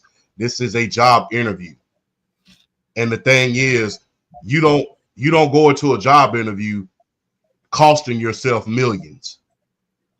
Hell, if you were to this day and age, you don't want to cost yourself thousands. So you have to make sure that you're going about it the right way. Like I said, I'm all for being cocky. I'm all for being confident. I'm all for sticking your chest out, knowing exactly who you are. But at the same time, you have to go through it the right way. Because the thing is, and let's just go here. Everybody wanted to see you fail in the first place. Yeah. Everybody wanted to see you fail. So what better way than to say, okay, I know everybody wants to see me fail. Nobody wants to see me succeed. Let me go through this process with the draft. Let me throw it the combine. Let me do this. Let me do that. And people could call it, well, he'd have been jumping through hoops. Whatever. But the thing is, you already want to see me fail. Let me show you that I can do the right things, go through the process just like everybody else in order to do it. Because the thing was, you already had something that no other player was doing already. You didn't sit out your bowl game. No, so people was already looking at you with admiration in the first place because everybody was saying, we're going to sit out, we're going to sit out. No, Deion said, hell no, you're not sitting out this bowl game. All my players are going to play. So you already had that going for yourself. So if you would have went through the process to say, okay, we're going to go here. Everybody wants to see me fail because I'm Deion's son. People are going to label me cocky. People see how certain things occur. So now let me go through this process. Let me go ahead and show them, okay, I might be cocky, but I can go through the right processes, sort of like Cam Ward, Jalen Milroe, and those guys did. And now, guess what? I'm a first-round pick. So like I said, I'm not for humbling anybody, but the thing is, when everybody wants to see you fail, you don't give them a reason to. Yes, I agree with the second part. I'm for getting humbled. Look, the good Lord has humbled me many a times in my lifetime when I've needed it. So, and sometimes, and it's been well deserved when I've gotten humbled. So I think sometimes you need a lesson, and I think that's okay. Getting a lesson, getting dirty dogged every once in a while, or getting fed a piece of humble pie. What would you say to people who will say this? The game itself is going to humble you already because you're going to get there and see those guys coming at you. And if you thought Nebraska was fast, wait till you play the Baltimore Ravens and you see Justin Wnba coming at you and you think that you're humble. You think that you're cocky now. Wait till you see that Baltimore Ravens defense hitting at you. What would you say to that? No, I think you need both. We've seen this. When you get humbled, how do you handle it and what do you do? Look what happened with Tom Brady and how he was passed up by, what is it called? The Brady Six or whatever. All of them sucked. All of them were terrible. Or Aaron Rodgers falling down to 24 to the Green Bay Packers, or even Dan Marino falling all the way down to the Miami Dolphins. When you get served, when you get a little bit of humble pie, how do you take it and how do you eat it and how do you use it? Now, does Shedeur Sanders go in and complain and whine and still act like a child? Or does he go like, all right, I'm going to humble myself a little bit, put my head down, work harder than everybody else and show them why I should have been drafted over Cam Ward. So what it is you do, because that's the thing as an adult. When you slowly become a man, when you are, life is going to punch you in the face, whether it be people or a circumstance. As a man, how do you handle that? So no, a bunch of men decided to give you a little bit of humble pie because you were acting a fool. How do you handle this? How does he handle his first press conference as one of the new Cleveland Browns quarterback? Does he go and he run his mouth, or does he go like, you know what? Hey, like I'm here to be the best quarterback I am. You said you want to change the culture. Well, now you're a quarterback in the Cleveland Browns franchise. You have a possible opportunity to change the culture of one of the most losing franchises in sports history since the 50s. How do you take this humble pie? Be a man. So that's what I would say. Yeah, but like I said, I'm not for it. Like I said, but that's okay. The thing was, I'm just gonna give you a little bit. Hey man, I'm gonna tell you this. My father, he'll serve you the whole damn pie and the cream. That's like I'm like, no, I'm not for that, because he'd serve it to you.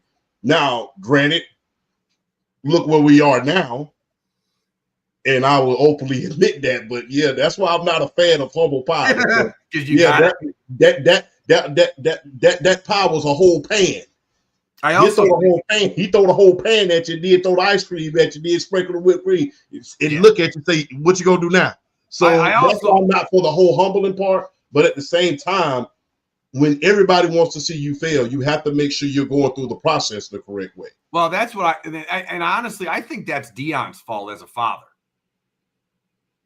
Because honestly, if I look at this from as a father, and I'm just trying to imagine what I would be in his shoes. I would be looking at my son or daughter, for that matter, depending on whatever sport. Let's just say I have a son that's going to be an NFL quarterback, and let's say I'm a former, NFL Hall of Famer and as big time as Deion Sanders. I'm going to tell my son that you are going to get told that the only reason you're here is because of me. You need to do a better job than I did. You need to be better than me. And I'm not talking about on the field. I'm talking about how you act. So you need to do everything the right way, because people are going to automatically, to your point, champ, want to see you fail. People see nepotism everywhere, but they don't like it.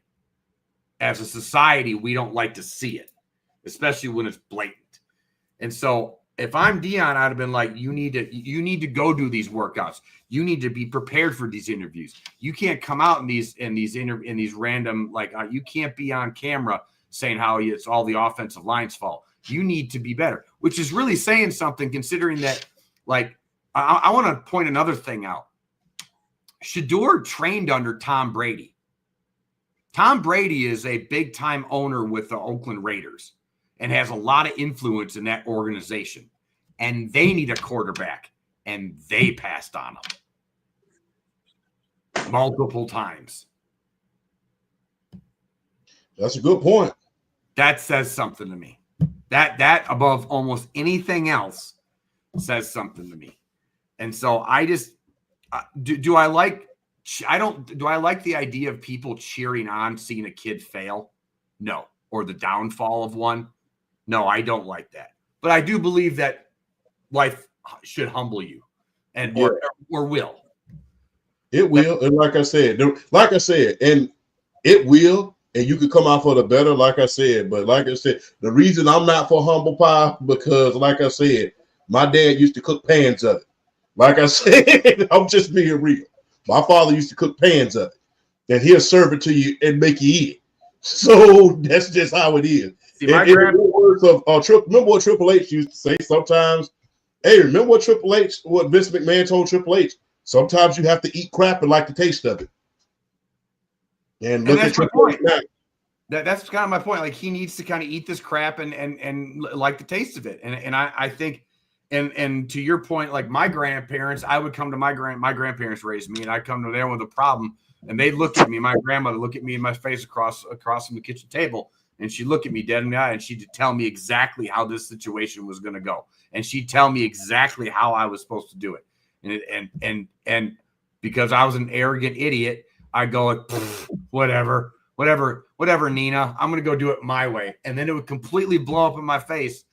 And then she'd come, and bail me out, or not bail me out, but bail me out of the situation.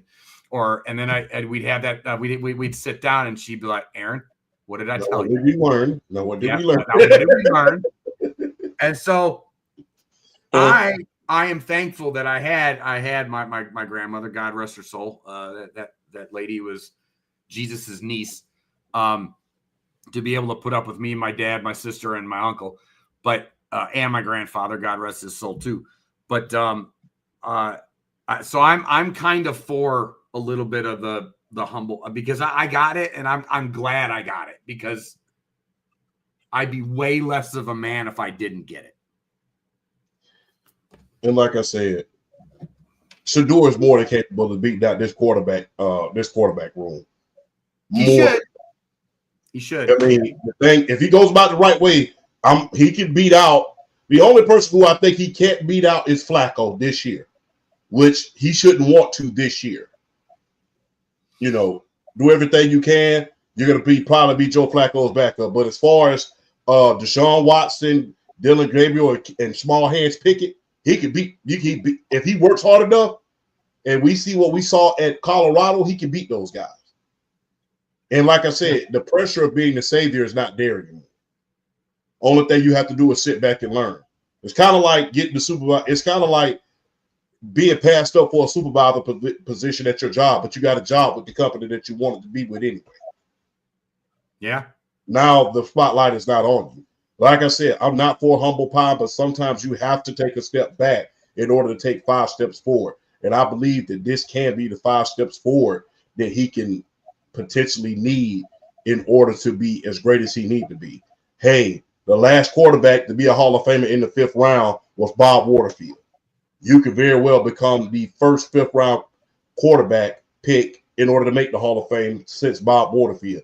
Not to mention, can you imagine how much credibility that you will get and how much clout as a quarterback and how much fame, notoriety, money, endorsement that you could get if you do what only LeBron James was able to do in the past 57 years and bring a championship to the Cleveland Browns. And I will say this right now, a Cleveland Browns Super Bowl win would mean 1,000 times more than a Cleveland Cavs NBA Finals win.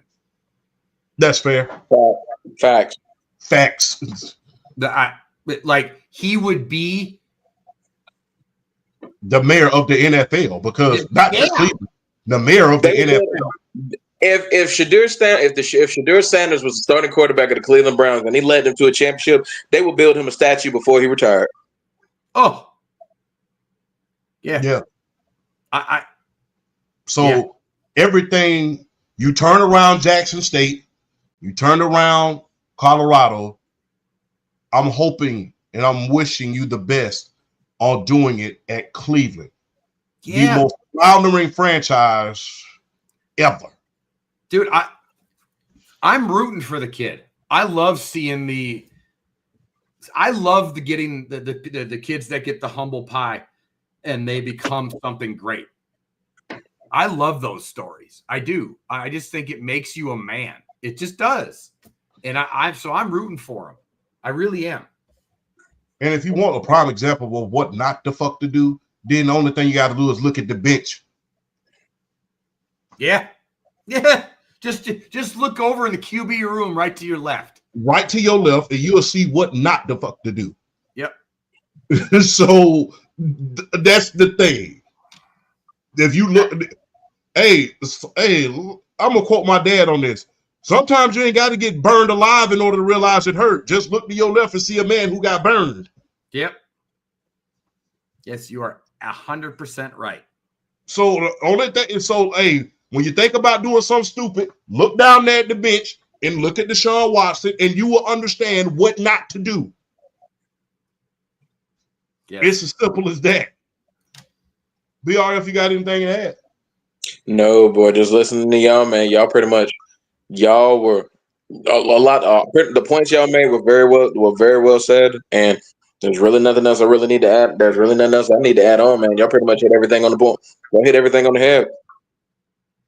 Yeah, and Stephen A., please, guys, stop comparing this to Cap. This is nowhere near that, bro. No, it's not. Nowhere near. Stop. This ain't even close. This ain't even like 100th of what Colin Kaepernick was. Exactly. So stop it. So Shedeur is next level. He's good. He's great. He was great at the college level. You don't win the Johnny Unitas Award, be Big 12 Offensive Player of the Year, and do the things that he was able to do and turn that program around for no reason. But to compare that to that is irresponsible. It's just we need to stop taking the easy ways out when we do that. Let's have candid conversations about exactly what's going on and stop taking the easy ways out, because a lot of these sports networks are doing this stuff for clicks and it's not cute. It's really not. No, so we need to stop. Honestly, it just creates a bigger divide that's already there between people. Exactly. And it's sad and it's gross. So, and that's why these sports networks are falling by the wayside a little bit, and you're seeing these podcasts pop up here and there. People are listening to them a lot more. Yep. So these networks are losing their credibility because of that. 100%. Real quick. Who won the draft overall? It's hard to pick one winner because I mean, you look at the Philadelphia Eagles killed it again. Arizona did well. New England Patriots did well. Atlanta did well. A lot of teams. Honestly, Carolina did good. They drafted Ted McMillan. Followed that up with Nick Scorton. Carolina did well. A lot of teams did really good this year. It's hard to it's hard to single out one. It's really hard to single out one. So, well, I'll just throw those names out there as honorable mentions. It's hard to single out one franchise who had like the best overall draft. I will say this to be a homer. I saw this on IG. I just followed William Sharp today. He does a lot of the NFL analytics and all that. If you're rating a draft by value of pick, Atlanta's number one because all of their draft picks were top 250 players. Yep. Okay. I'm gonna also be a homer. I'm gonna say the Green Bay Packers. And for not just their draft, but being the host of the draft, of one of the most entertaining drafts we've had in a long time. I just saw that over 600,000 different people were at this draft. I didn't know there was that many mofos in Wisconsin. So I just want to say, not to mention the Matthew Golden pick. That's unbelievable. The Matthew Golden pick is great. They got more offensive line help, and then they added an edge rusher on top of it late. So I think they helped out Jordan Love. What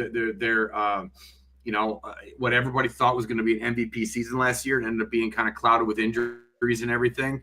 So, you got the fastest wide receiver in the draft, running a 4.29 40. Belton, a lot of people think he's a guard. But some people think he's going to start at tackle. I personally think they slide him into guard or in the middle of the offensive line. But I really like the TCU wide receiver they drafted. I'm going to go with Green Bay. And I just want to say that Green Bay is a special town when it comes to sports, and I encourage everybody to go to Lambeau Field at least once. Even though it's gotten a little bit more corporate over the years since the Packers have become a successful franchise. It's not as crappy stadium in this middle of the town type of thing, and now it's a really nice stadium in the middle of a town. But it's still a tiny town with a huge NFL stadium, and it's like a college football town, and I implore people to go. And so, big win for the Green Bay Packers. Go ahead, BRF. I'm sorry.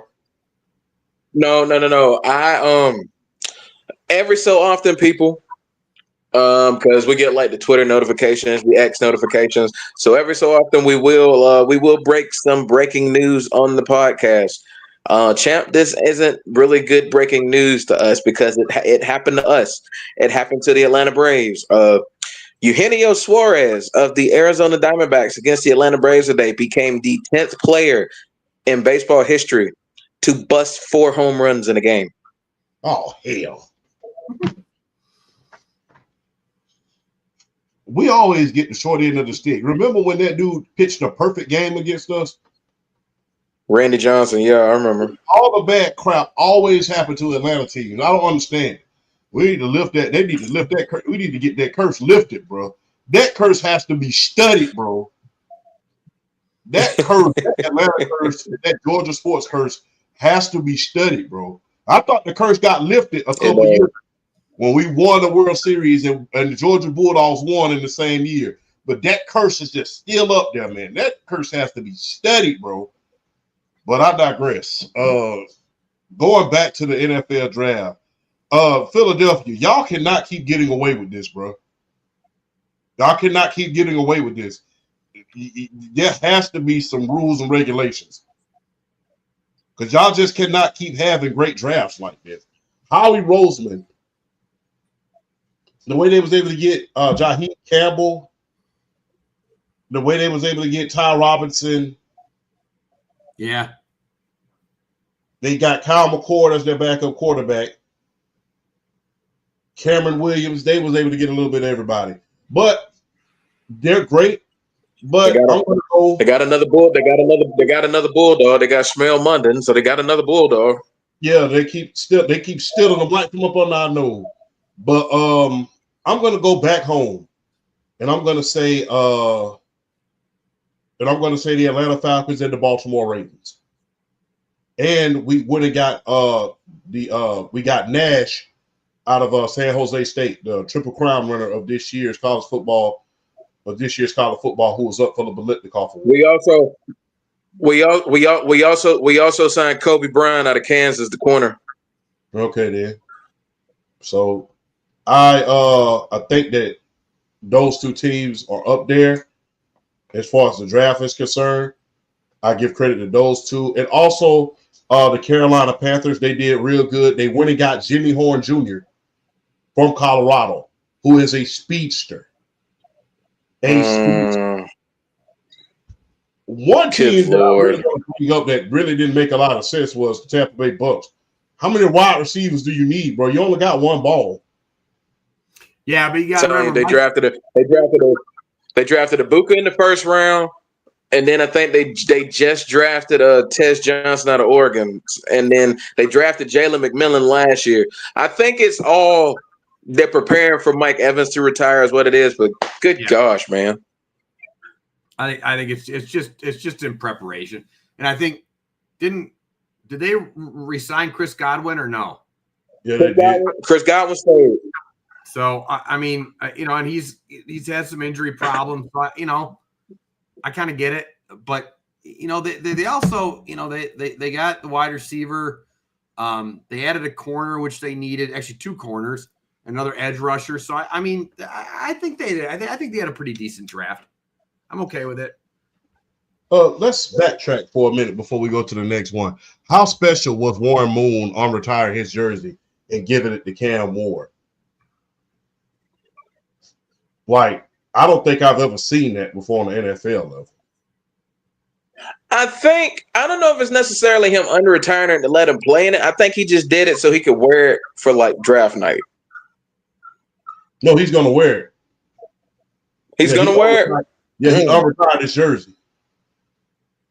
Well, okay. Now, if he's going to let him actually wear it and play for that franchise, that's a pretty big deal for that franchise. Because I mean, Warren Moon, like he's basically he started in the CFL, won all the Grey Cups. He's basically, in my opinion, the greatest quarterback to play in the Canadian Football League. But then to branch out into the NFL and still be able to have the career he'd had, and particularly with the Houston Oilers, who ultimately became the Tennessee Titans, to unretire his number and give it to Cam Ward. If you're looking at it from that franchise perspective, it's a pretty big deal. It's a pretty big deal, and it's something Cam Ward should really hold highly, because Warren Moon to that franchise, that's a mighty big situation. So I think That's pretty big when you're talking about in that franchise. That franchise, that's pretty big. I think the gesture is phenomenal. I think it's. When I say this, it's not me downplaying what Warren Moon just did. So don't take it that way. I think, again, Warren Moon, I think, is one of the most underrated all-time great quarterbacks ever. But his jersey is synonymous with the Houston Oilers, not the Tennessee Titans. So I think it's like the Titans, you look at who do you, when you think of the Tennessee Titans, like when you close your eyes and somebody says Tennessee Titans, who do you think of at quarterback? Steve McNair. Yeah. So I is it a big deal? Yes. If that franchise is still the Houston Oilers, oh yeah, like that's big time. But I think just because of the franchise change, I think it's a little different, just a little different. Yeah. I think it would have been even more special if Steve McNair had been there. Like if you had Dan Pastorini, Warren Moon, and Steve McNair, God rest his soul, were there, I think that would have been even more special. That was I think it was great though, man, for you to pass that torch along from your generation, being the first black quarterback ever in the Hall of Fame, to pass that over to Cam Ward was special. Now, I hate to steal somebody else's quote, but with great power comes great responsibility. Yeah, you can't put on that number and not perform. So you better watch yourself with that number. So now you're not gonna have to go through as much scrutiny as Warren Moon did, but it's gonna, if you don't wear that number right, it's gonna get ugly. So I'm telling you, you let Warren Moon give you that number one, and you mess around, and you look like Will Levis playing in that number one. That sucker gonna go back in the rafters faster than Sting saving DDP against the NWO. Exactly. So yeah, with great power comes great responsibility. But I think that was very, very special. Unfortunately, it got overshadowed by a lot of other things in the NFL draft. But I think that was special. I don't think that people paid attention too much to that. I think we already talked about this, about the past. They've won the all-season bowl. Let's just do it real quick. Is this do or die for the Chicago Bears and Caleb? Well, mainly for Caleb Williams, not just the Chicago Bears. Is this do or die for Caleb Williams at this point? Because in my humble opinion, look, if you don't succeed now, you just didn't want to. Because you said you was hungry and they came in there and they didn't cook everything. They didn't cook ham, the turkey. They got dressing and stuffing. They even got shrimp on the side waiting for you. So they didn't give you everything. So if you don't succeed now, especially with Ben Johnson, you must then want to. So is this do or die for Caleb Williams for showing the world what he can do? What do you say, Flash? I'm not expecting the kid to be like, I don't need, them winning a Super Bowl. I don't even need them to make a playoff run or even make the playoffs. I just need you to have a plus 500 record and to show that there's progress in a positive way in this franchise. That's it. So the bar is really low. So this is if they come out and have a 5-12 season again or something like that. Ugh. It's gonna get ugly. It's gonna get real ugly real soon. Uglier than the masterpiece sneakers. Yeah. Well, let's go back to a question before we go into the next segment, because I feel we're gonna be on that one for a while. What do y'all think about Desmond Watson going to the Tampa Bay Bucks? Now he is the first 400-pound player, 464-pound player to play in the NFL, and he's also going to be playing right next to Vita Vea. Oh my God! Who is 347 pounds? So that's 811 pounds total going up front. Is this the push killer right here that we're looking for? It just might be, bro. It just might be. This might be what the NFL's been waiting for. Desmond Watson, all 464 pounds of them did make it to the NFL. They might, this might finally be the tush push terminator. This really might finally be it. But Dude, he is athletic. He is athletic as hell to be his size. It's frightening. I'm looking at a picture of him right now. Dude, the jersey doesn't even fit him. Nope. Like he looks like a baby in like a way undersized, like he looks like a big chubby baby. It's huge chubby baby and nothing fits him properly. Like he just does, and hey, look. If I am a linebacker, who's their linebacker down there in Tampa Bay?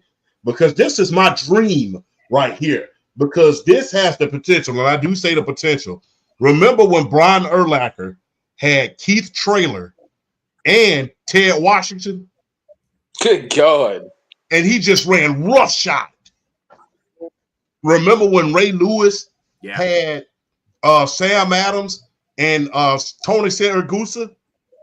I think it's Levante David. Yes, it is Levante David. So this is I am licking my chops because it's gonna take at least 3 down linemen to block these two fellas.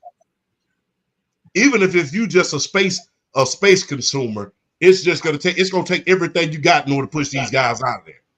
Him and Vita. Because if I'm offensive coordinators, I'm running so many goddamn toss sweeps. Yeah, you got to. Because we've seen these coming in. I mean, remember the Williams wall up there in Minnesota? Remember Pat Williams and Kevin Williams? Kevin, yeah.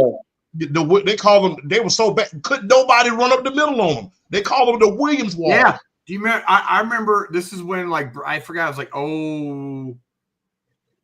I think it was 09, 06, yeah. It was. And the Patriots went up to Minnesota, and they were like, and Belichick and Brady were like, well, we're not going to run on them. I think they ran the ball like twice all game. Yeah, they had to beat them. And the thing was, there's a game. They went and played against the Minnesota Vikings in Minnesota, and against the Williams wall. I think they literally ran the ball twice. They ran the ball twice. Yeah, the whole game. And quick, the breaking news that I broke earlier about Eugenio Suarez. Check this out. He's the 10th player to hit 4 home runs in the game. He's the 3rd player to do that and lose. The Braves won that game. Yeah. Ooh, got him. Gotcha. I'm just waiting on that idiot to come back because he's suspended for 80 games. And he could have very well cost us a series because he want to do PEDs. You idiot. And Jerison Profar is not eligible for the playoffs. If the Braves make the playoffs, he can't play. Oh, man. He can't play in them. Damn. What a double whammy. So moving on. Yeah, but piggybacking on that situation, I mean, hey, I love it, man. The big guys on the defensive line, them space eaters like Ted Washington, like the Fridge, like I just want to point out Keith Traylor. If William Perry was the Fridge, and he was 272, by the way, like 270 to 300 pounds, and he was the Fridge, what is this dude? That dude got to be the kitchen. He got to be the kitchen. Hey, if William Perry the refrigerator, he's the deep freezer. He's the freezer. Funny fact about William the refrigerator Perry is he had a brother, Nathan Perry. He did. Yes, he played for the Cleveland Browns. He wasn't no joke neither. He was better than William Perry. He's better than William, way better. Wow, that's saying something. Yeah, he was like a 3-4 time All-Pro and everything. Ooh. He was way better. The thing is, the Fridge got a lot of notoriety because of how big he was. He was able to run the ball and do a lot of stuff like that. He only made 1 or 2 Pro Bowls. And being on that defense. Yeah. And being on that defense was stifling. While we're on the subject of that defense, that 85 Bears defense, rest in peace to Steve Mongo McMichael. Mm-hmm. Thank you. Good call. Rest in peace to Steve Mongo McMichael.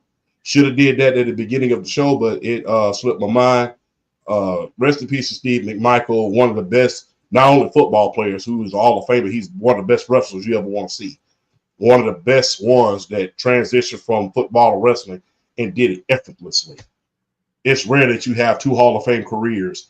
And for you to have a Hall of Fame, for you to be a part of the best defense in the history of the NFL and part of one of the greatest stables in wrestling history in the form of the 4 Horsemen, that tells you how much talent that you really have.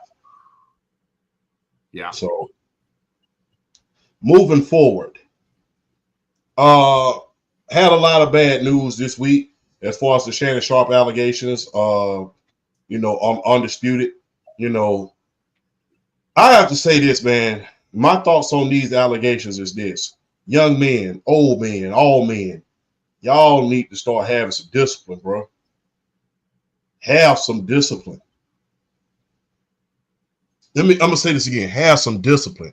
When you are on the verge and you're on the verge of making a lot of money, you got to be wary of who you keep in your circle. And you got to be wary of who you putting it on behind the scenes. Sometimes it's good to, let's just be blunt. Sometimes it's better to be AC Green than Uncle Luke. Yes, it is. That's a good analogy. That is a good analogy, though. That is a good analogy. Sometimes it's better to be AC Green than Uncle Luke. And if you don't know what I mean by that analogy, AC Green was a virgin his entire NBA career, and he played for the Los Angeles Lakers. And I'm just going to be real. That was probably the hardest thing he ever did in his life outside of playing Celtics. Because if discipline had a picture on it, and if the word discipline had a picture beside it in the dictionary, it's AC Green. Dude, when AC Green gets up to the gates of heaven, Jesus is just gonna look at him and go, "My man, like damn, like that's that's some talk about talk about resisting the flesh. Holy crap!" So whatever you want is on me. Jesus is gonna be like, whatever you want, it's on me. Yeah. It's on me. Not just him. David Robinson as well. David Robinson, Tim Tebow, guys like that. Yeah. So it's better to be those guys than to be Uncle Luke, especially these days, because people are looking for clout, they're looking for money, and they're looking for which way they can in order to get it. So you have to be careful. And another thing, man, look, there's a reason why that I didn't comment on a lot of, the other allegations that came out against other guys. There's a reason why. Because guess what? When it's you, it's not as funny. Well, here's the thing. Like when stuff like, unless it's like Deshaun Watson level or Justin Tucker level, where it's just like basically obvious, that you were doing something real bad. Yeah, I always go, all right, let's just see what happens before we pass judgment, because it's unfortunate, but we've seen a lot of these cases where people are lying, where women are lying.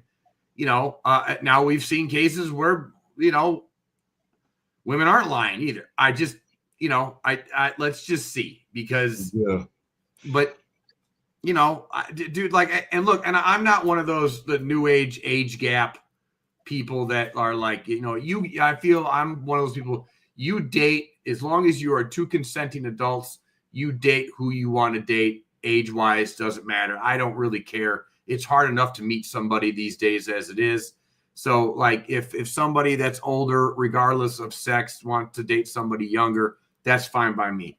But I kind of have to say, dude, like, Shannon, I know you're running around, you know, doing those like Blue Chew commercials and stuff like that. Like maybe you should just simmer down a little bit. Agreed. Like you go maybe put the Blue Chew down. Put the Blue Chew down. Kind of do what you preach, dude. Like just.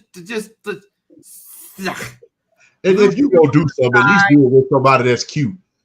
Just maybe put the Bluetooth aside and go have another conversation with Cat Williams again, and listen to what Cat Williams told you in that interview when you did that, and then him and Monique. Yeah, you listen. Go back and sit down with them again and listen to what they were saying to you. Like you bet. In so many words, put the Bluetooth down. Yeah, and it's like, dude. And leave Scott Bree alone and go to Cherokee. At least you know. or at least, hey, look, be one. If you're going to be running around, oh my god! Look, I'm just going to be real. If you're going to be running around with these 19-year-old OF models and stuff like that, at least be smart enough to get them to sign something. Well, the thing is, look, man, you ain't get number one. I'm an age gap guy. Like that's a little bit too young. And the thing is, that's a little bit too young for my taste, man. I'm 37 years old. I'm not going to date nobody past a certain age. It's like 29 is the cutoff. You come at me anytime other than that, you younger than 29. No, I can't deal with you because I don't know where your head at. Number one, I'm 37. See for me, I'm 39. See for me, my cutoff ain't even that far apart. Yeah, I mean 29. You know, 8 years is not a bad deal. But the thing is, when you get up there, but like I said, if I got that kind of money, then guess what? I'm gonna go to one of the mature women, and then we're gonna go from there. I mean, Janice Hart would have been right on my speed dial if that would have been me. Janice Hart would have been on my speed dial if that would have been me. So I'm just gonna be real. If you gonna go, and like I said, if you gonna go get you an OF model, at least make sure they're cute, because her face was a shocker. Yeah, that's the other thing. It looked like she'd been fighting with Reptile for Mortal Kombat for the last 10 years. Not that cute. Oh God, dude. I mean, y'all gonna kill me, bro. Y'all gonna kill me. And you can tell she ain't got no figure. She damn near broke her neck trying to show her Duke in the camera. So I mean, bro, that don't even look good. I just always feel like if you're gonna risk something, if you're gonna risk it all, man, look, man, Sarah J's on speed dial, Jenna Jameson, Lacey Duvall. You could have called somebody in order to, break you off. So. Like Jenna Jameson, like 20 years ago, sure. Now, oh God! I mean, but the thing is, at least they're older. I mean, Pinky, she's still doing her thing. You can at least get somebody older within your age. Not Pinky, no. Look. Say what all you want to about Lamar Odom. You saw what he was at. When Lamar Odom, was in that scandal, he was at a ranch. He was at the Bunny Ranch. That's and right. You know where he was. And so, hey, if you're going to do something, hey, look, Michael Irvin said it best. Sometimes you have to think of the right way to do the wrong thing. And if you're going to do the wrong thing, then guess what? At least be smart about it. I mean, the thing is, you was talking about Miss B Nasty the entire time. You could have called her. I mean, you could have did a lot of things. No. So, I mean, for you to go against this brother, you to be talking about Miss B Nasty, and now you going with this Butterface, that's kind of weird. That girl, she's the Butterface. No, that's what I'm saying. I'm just saying, like, dude, like, I don't. Like, part of the nice thing about as you get older as a man is you don't have mini-me constantly going like, do it. It's like, it's not this constant, like, do something stupid. Like, as you get older, mini-me calms down a little bit. He kind of is like, all right, like, I'm tired. The thing is, I'm tired. Sharp out there, Shannon Sharp out there popping them Blue Chews. So That's the what thing I'm saying. is, Stop taking those he's taking them like Eminem. So if you go do it, then at least go to a real professional who's been doing it for years, and then say, okay, we gonna sign this paperwork. We gonna do what we do and come to an agreement. And the thing is, hey, they ain't gonna say nothing. I mean, maybe it's easy for us to sit here and talk that day. Because I mean, if we're his age and have that kind of money, who's I'm not, bro. I'm just gonna be real. If I'm his age and have that kind of money, if we switch bodies, if we switch statuses for a day, Shannon Sharp's me and I'm Shannon Sharp, then guess what? When my thing was this, when I was a kid, when I was a young kid, when I was in 9th grade, when I was in 8th grade, I'm just gonna put it out there. When I was in 8th grade, I was talking to girls in high school. That's what I'm saying. Like by the time I got to the 10th grade, I was talking to seniors and girls out of high school. I didn't really hit my peak until so my mom used to get at me about that. So I was always going older. Like my dad always said, you can't learn nothing playing in the little leagues. When we'll leave it at that. My dad, you can't learn nothing playing in the little league. You can't learn nothing as a big dog playing in the little leagues. Yeah, I always went big or went home. You know how we talked about humble pie a little earlier? Well, yeah. I was 19 years old and I dated a 29-year-old single mom for a good handful of years. Yeah. And I learned some things, and not all of them were good. Yeah. So yeah, you can't be bro. When you in the big leagues, man, you can't be playing with no pup. When you're a big dog, you can't be playing with no puppies. The thing is look, I've dated older, I've dated younger, I've dated. Hey man, look, just older than me. I've dated 16 years younger than me, and so I'm just. I always look. I'm gonna just be. I was like Triple H, man. I always went for the top dog.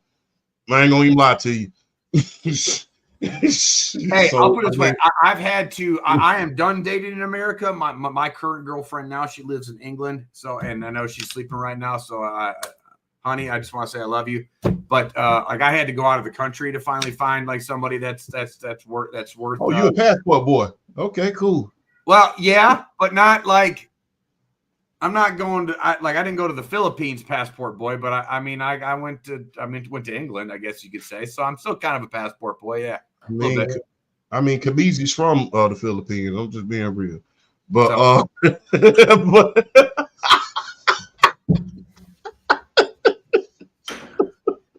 but I'm just saying, y'all. But look, if you gonna go Carmelo and risk it all, make sure it's worth it, man.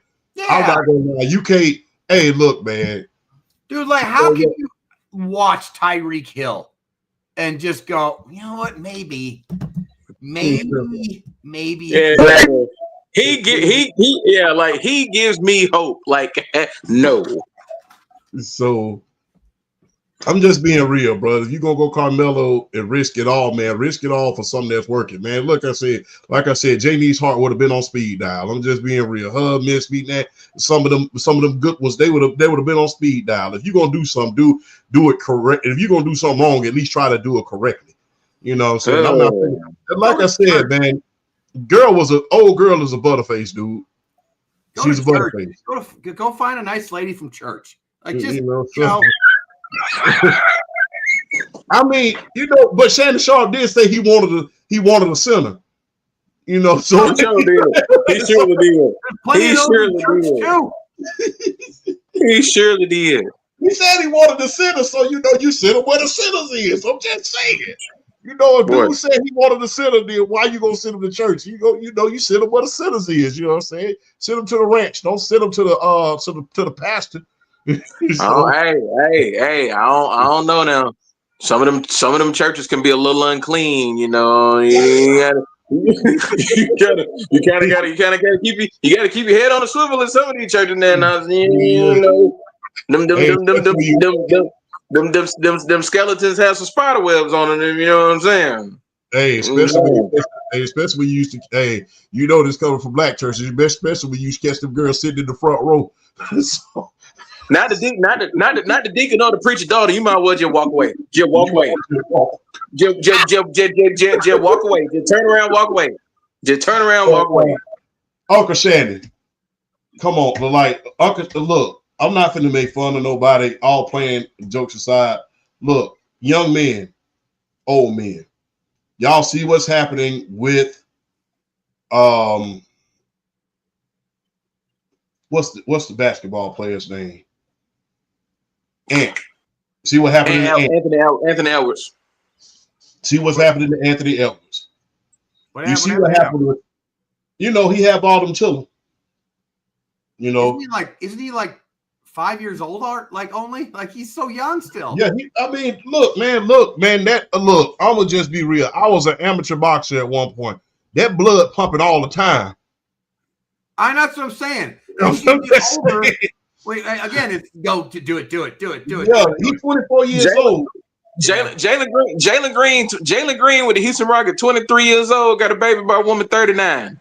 So I mean, yeah, and like I said, that's what I'm saying. Them Instagram models, most of them, I will say, they're at least easy on the eyes.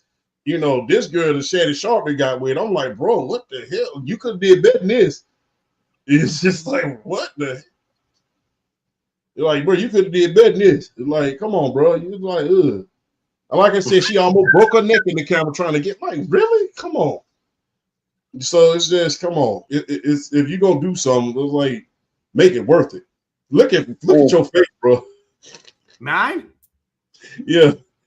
I mean, you know, everybody deserves a little bit of love. I mean, you know, that we all know that he was. Hey, no, bro, that ain't no love involved with that. We all know that he was hit. That was another L word, but it wasn't love. I thought this was a family friendly show, good sir. It's after 10 o'clock on Saturday night. We can get the crap y'all been talking about the last 20-25 minutes, and you want to talk about family friendly now?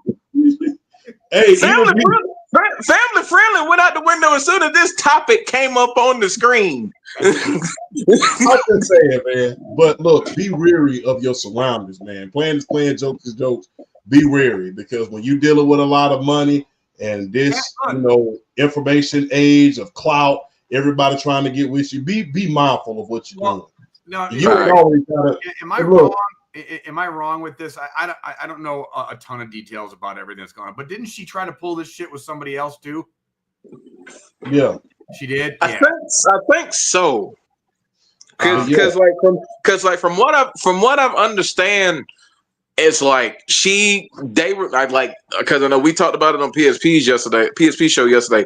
There's audio of him saying stuff, and he's saying, well, if you're going to play it all, that it was doctored. And then he put out the text messages of her writing to him and all this other stuff. It's just, it's a mess. It's a cluster. It's a flat out mess is what it is.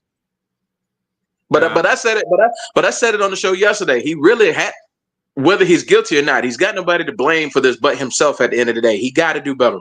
He's got to do better. He got to understand his surroundings. He got to understand his surroundings, understand who the company he keep.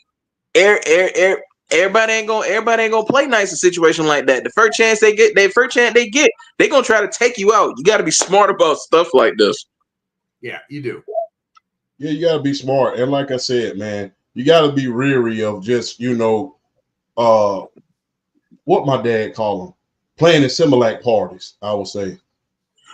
You gotta be weary of that, because the thing is, a lot of folks is out for clout. I mean, you got to understand that you are a mega millionaire. You are the most visible face in news media right now. You're bigger than Stephen A. Smith. You're bigger than Skip Bayless. You're bigger than everybody. You're the most recognizable football player, arguably in modern day times. When everybody sees your face, they say "Unc."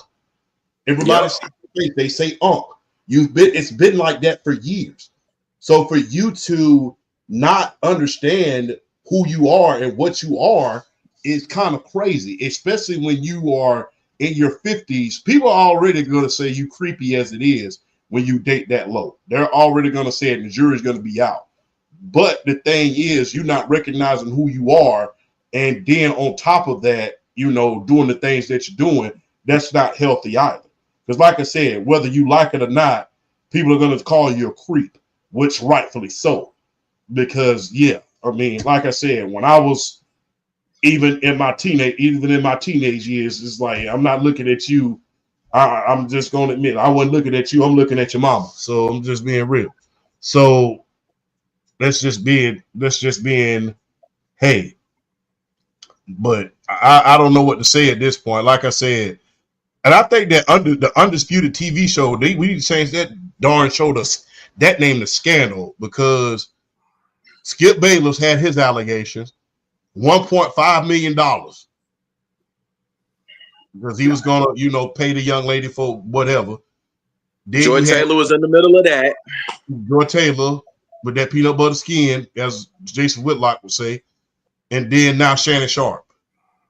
Yeah, that show needs to be changed to Scandal, not Undisputed. It's just like that the downfall of that show and the aftermath of that show has to be studied. That show's a mess. That show's a mess. I'm hoping when nobody Eiffel Tower and nobody in the back, but we're gonna say that for another day. Oh no, God, no. Oh, I'm done. I mean, hey, you never know. I'm done. I'm done. I think you finally killed him. I think you close. You close. You getting up. Y'all getting up. Cause boy, some of these turns that be coming out on this show, boy, that there's some unexpected stuff. I mean, woo, I gotta get up. Okay, it's time. All right, I gotta put my lovely face back in the screen for everybody to see. Okay, I'm good. Okay. Moving on. Hey, what do y'all think about what do y'all think about the John Cena Randy Orton rivalry being renewed? Speaking of somebody with a fine wife, Randy Orton, I salute you, sir.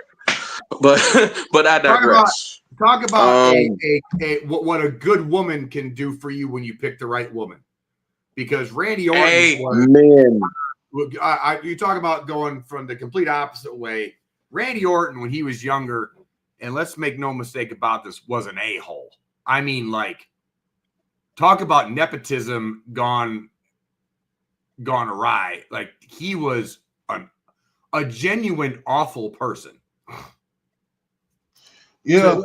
To now, when you choose a good woman, what a good woman can do for you, there you go. So before I get to the Cena Orton thing, like, Orton's a completely different person now, which bravo to him.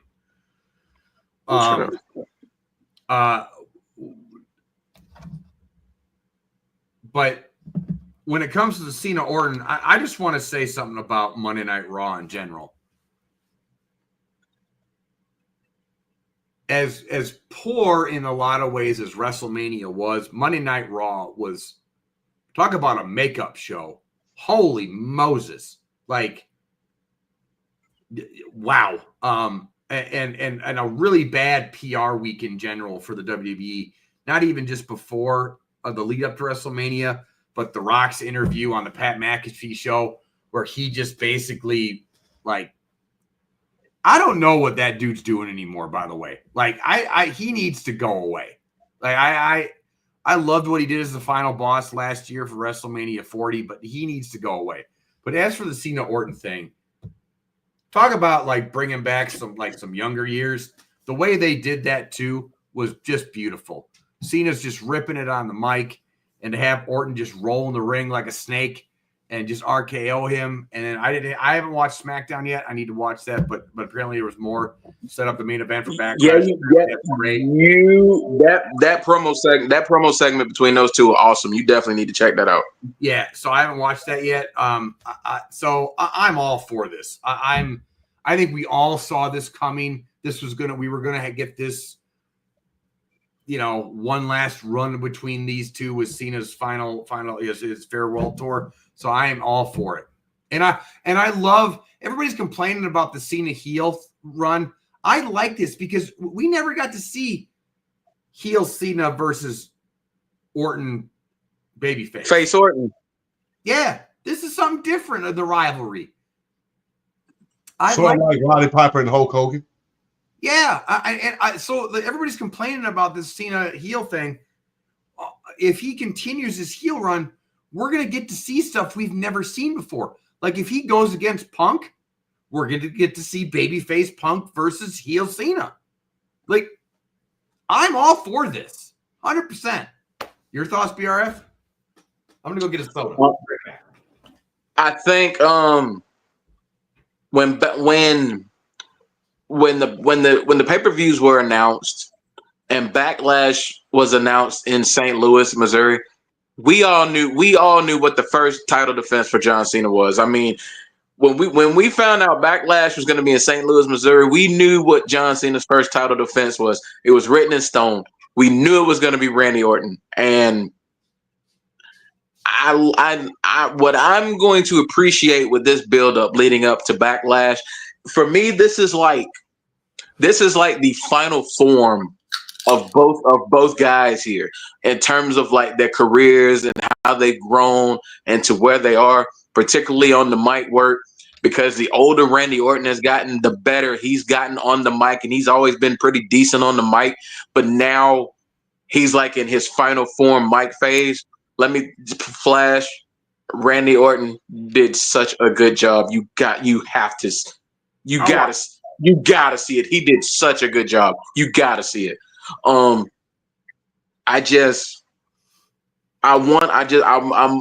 waiting. I guess my biggest thing is the match quality and how the match is going to be, because with John Cena and Randy Orton is it's going to be a bit of a slower pace, but even though it was a slower pace, what I appreciated from their matches, particularly as they got older, was like as they started to develop the chemistry, as the chemistry grew between the two, the matches got more physical. John Cena, Randy Orton matches are some of the most physical, violent matches in the history of the WWE. So I'm excited to see where they want to go for this. I feel like if they put a stipulation on this match, they could really do some things if they put a stip on this match. They may or may not, I don't know, but from what I'm hearing, I think ultimately it's going to be billed as one last time, which only will just add to just the flair and the importance of this match. Because this more than likely is going to be the last time these two face each other in a big feud, in a prominent feud, in a championship feud. So, I mean, we got to take this for what it is, and we have to appreciate it for what it is. So, I'm happy. I'm happy that they're renewing this. We knew when Backlash was announced for St. Louis, we knew this was going to be the route they go first.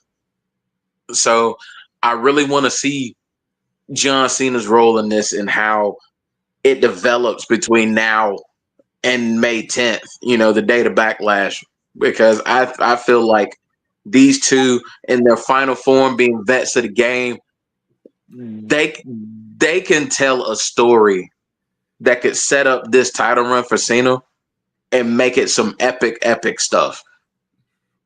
Well, I am very excited for this. I think we're at the point now. Now again, depending on what they were trying to do at WrestleMania between Cody and Cena, I'm not expecting a 5-star match in this at all. But can they tell a story and make us be invested and care? And is there any shot they put the title on Orton? No. There's no shot. I saw one theory on somebody on TikTok pointed this theory out, that Cena will do what Orton did to him years ago. And remember when Orton and Cena had a title shot, or had a title match, and Orton slapped the ref to get disqualified on purpose? Yeah. And Orton, There's a rumor that they're considering doing that. There's a theory that somebody came out and said that to get out of this, to have Cena again, it would go into Cena's "I'm gonna ruin wrestling" angle. If literally at a pay-per-view main event that Cena just slapped the piss out of the referee and got disqualified at the end of the match and just walked out with the title. I think if you do that, we get one more match with them with the title on the line. last And man I don't know, and I'm trying to, and I think, what's the PLE for June?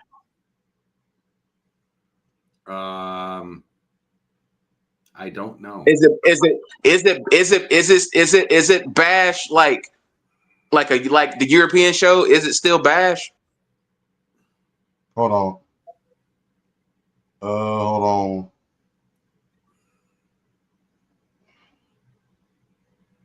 Well, no. Take it back. It wouldn't be Bash. I'm not sure. I'm trying to think what the PLE for June is. Battleground. It's Battleground. Is that NXT? Is that NXT or WWE? That's WWE. No, that's NXT. My bad. That's Money in the Bank is to June. Ooh, you know what? Nah, they might do a Cena Orton rematch on a Netflix Raw,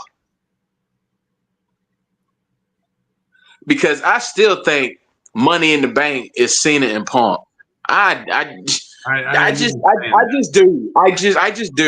I think Money in the Bank is Cena and Punk. I just do. Okay.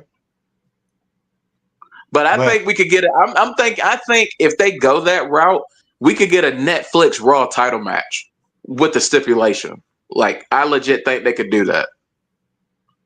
I can see that. Real quick, what is the best storyline going in the Backlash? Is this it? Is it John Cena? Okay. Yes, it is. Instantly, it is. Instantly, it is. I mean, John Cena and Randy Orton speaks for itself. Yes, easily. Flash.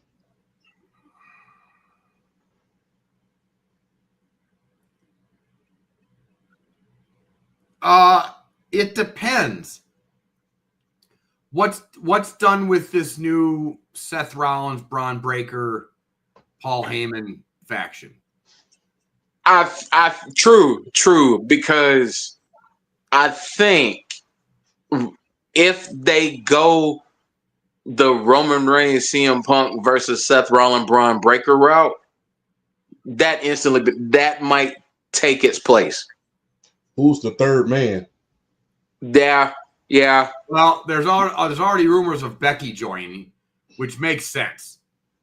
I would love it if Becky, because I'd love to see heel Becky and heel Seth. Yeah. As a real couple. Like I said, this is shades of the Dangerous Alliance. Back when Paul Heyman had Bobby Eaton, when he had Stone Cold Steve Austin, back when he was stunning Steve Austin, Rick Rude, and Larry Zbyszko. Ooh, boy, you talk about a faction? Yeah, that was one of the forgotten factions. I'm like, how can y'all forget the Dangerous Alliance? Like I said, you had Larry Zbyszko, the living legend, Arn Anderson, Rick Rude, Stone Cold Steve Austin, and Bobby Eaton. My thing is Braun Breaker going to be the enforcer of this group, or is they gonna or they gonna get Braun Strowman to do it? No, it's going to be Breaker. I think they add a young guy, like a real young guy, like I've heard Trick Williams it would be a possibility. Carmelo Hayes makes so much sense, though. Carmelo Hayes. Austin Theory has been tossed around as another person to join. Yeah. So I think there's going to be. I think it's going to be Heyman, Seth, Braun Breaker, Becky, and one more. Like, it'll be a 5-person faction. Yeah. I think you're going to see Seth is going to be the I don't think Jay's going to have that title for long. Yeah. I've said I think Seth Rollins is going to be the one to take it from him. Yeah, I think Jay has that title for 2-3 months. Just SummerSlam. Yeah, basically maybe to SummerSlam. I think, like I said, I think Jay deserves to get the SummerSlam, but ultimately Seth is the one that's going to take it from him. Yeah, Seth's going to take that title off him. So I'm, I'm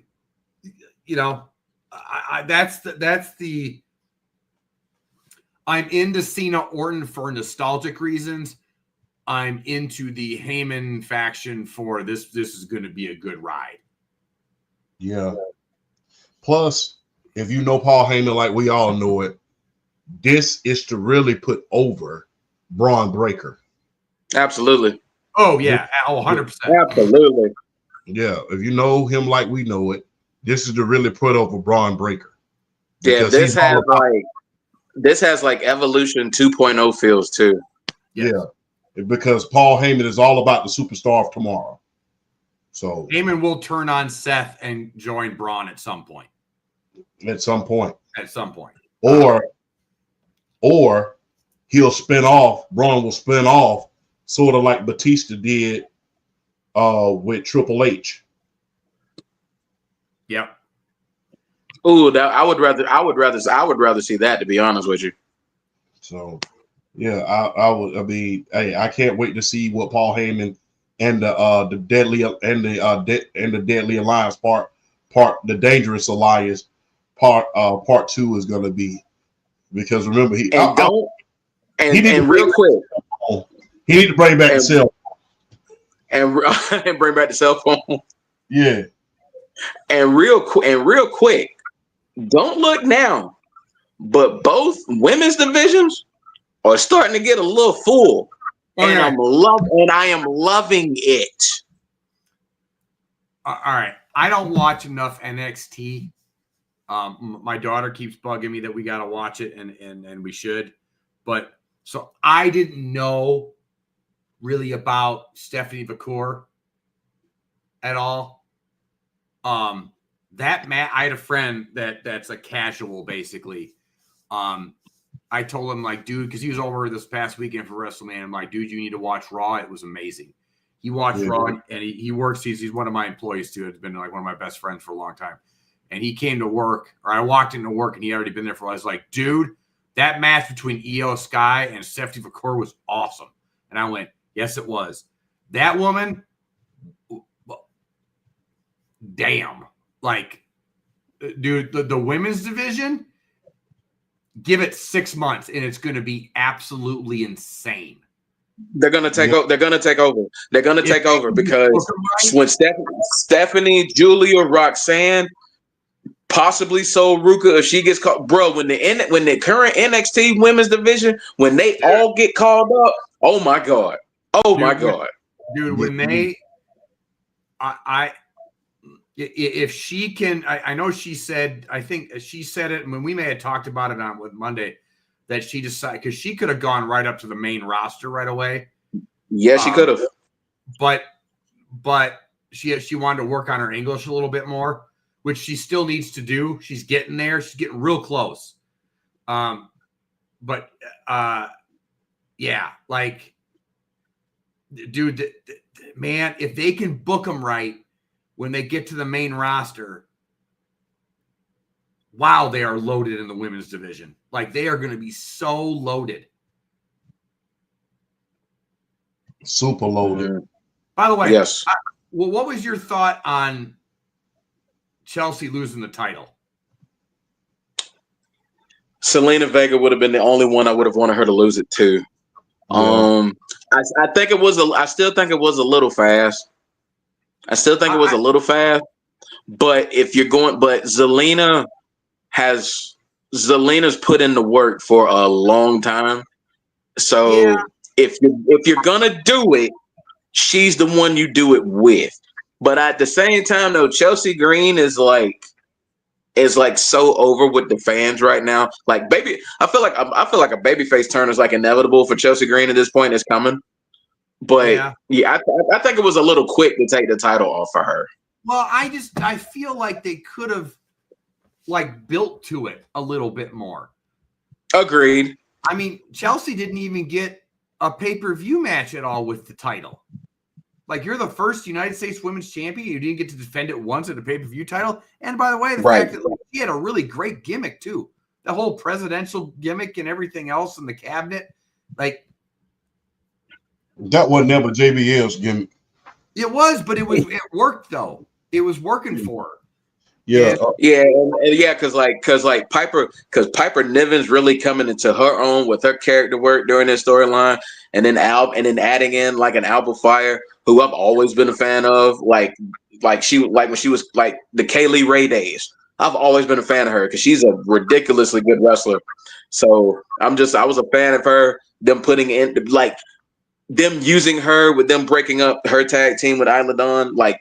I'm a fan of her. So, but yeah, like I said, I think, yeah, they definitely could have built it up. Like that could have been a Backlash title change, or build it up a couple of, or if you're gonna do it on if you're gonna do it on SmackDown, give it a couple more weeks. Yeah, like what Flash said, build it up a little bit. But I'll say Zelina Vega absolutely deserves the women's U.S. title. She's put in a lot of work. She's getting better. She's always been great on the microphone, but her in-ring work is getting better. She's put on really good matches. Like if you go back to like that Backlash in Puerto Rico, she had that match with Rhea for the SmackDown Women's title. Really, really good match. She's been putting in a lot of work. So I'm happy for Zelina Vega. She deserves that championship. I'm really happy for her. Yeah, I'm not.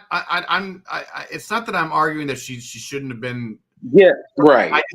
I just feel it was kind of. Yeah, like I wish there would have been a build to it. Like yeah, it felt random. Make it special. Yeah, that felt like it felt like something like that for a moment like that to happen to somebody like this, for something to happen like that for Zelina Vega. It felt like a random title change. It didn't feel big. It wasn't like it was a big deal, but it could have been a lot bigger. Yeah. Yeah. And I understand them. Go ahead. And one more thing. No, you good. One more thing. WrestleMania.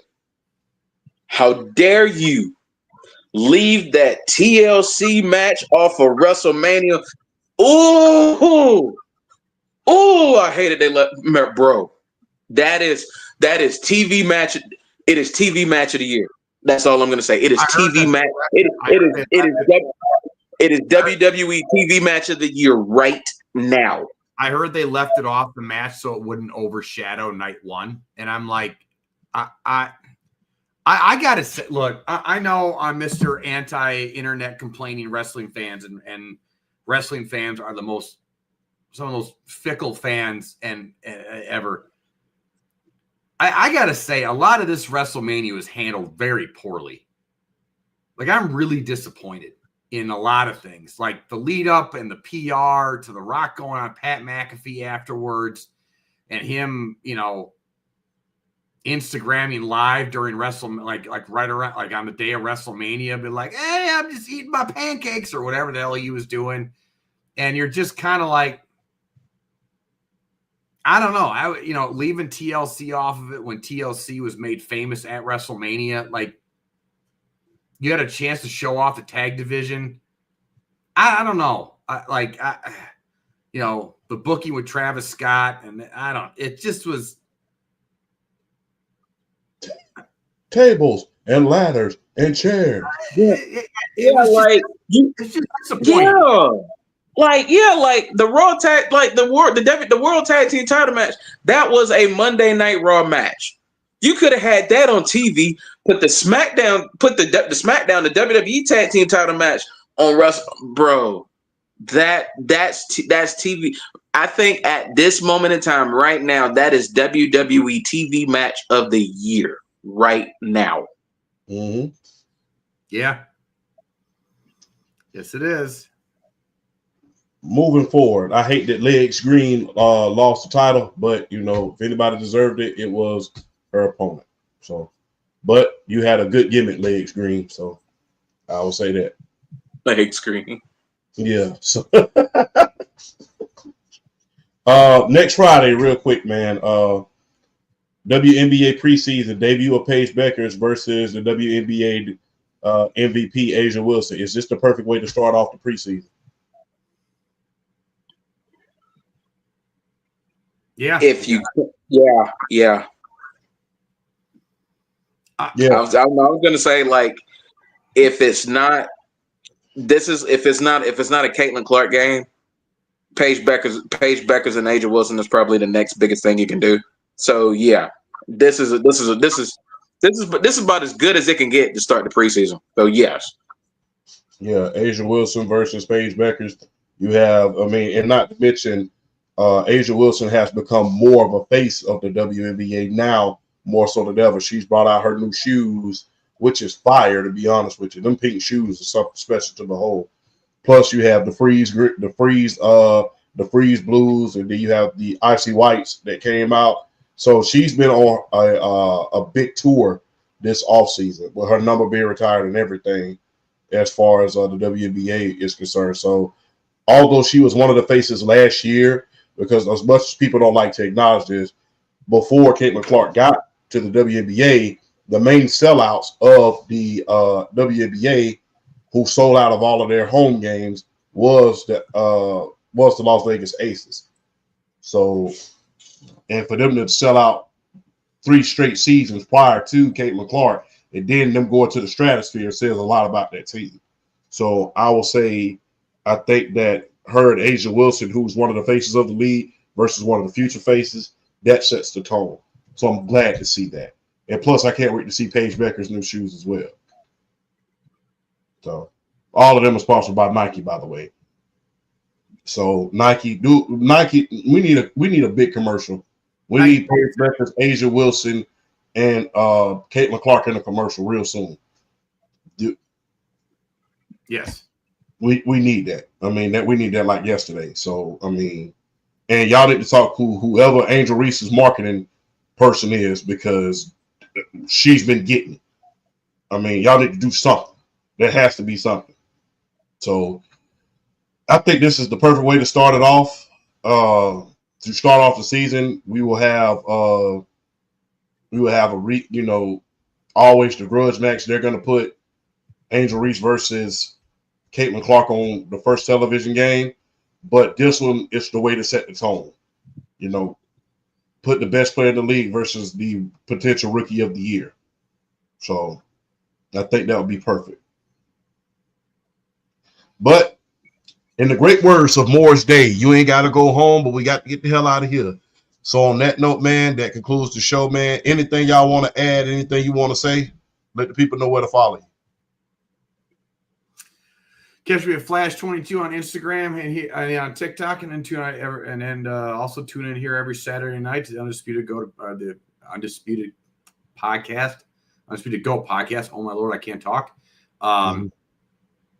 Where we talk everything from the WNBA to WWE to NFL, Major League Baseball. So tune in, and you can watch me and Champ basically murder BRF over here as he falls over on the couch.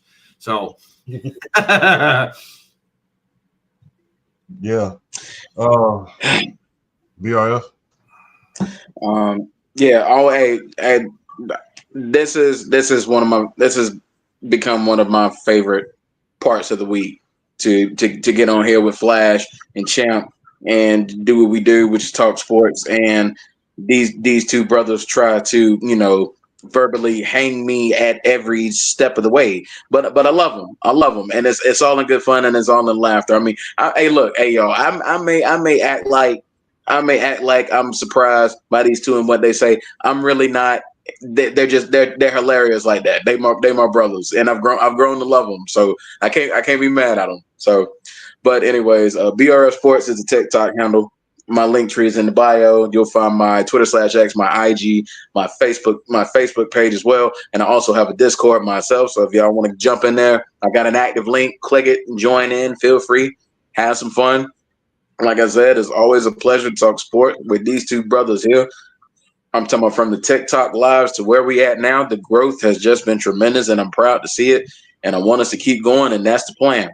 So a topic not thought about is a topic not talked about. It's always a pleasure. And we're going to keep this bad boy rolling. Always a pleasure. Undisputed Goat Sports Podcast. It's always a pleasure, man. We are the big three. We are the triple double for a reason. And we're going to continue to keep this thing rolling. And it's always a pleasure. Yes, indeed. And on that note, man, we are out. Enjoy yourselves. Look, be safe tonight, man. Look, just be careful and, hey, be mindful. On that note, we are out. Holla at a player when you see me.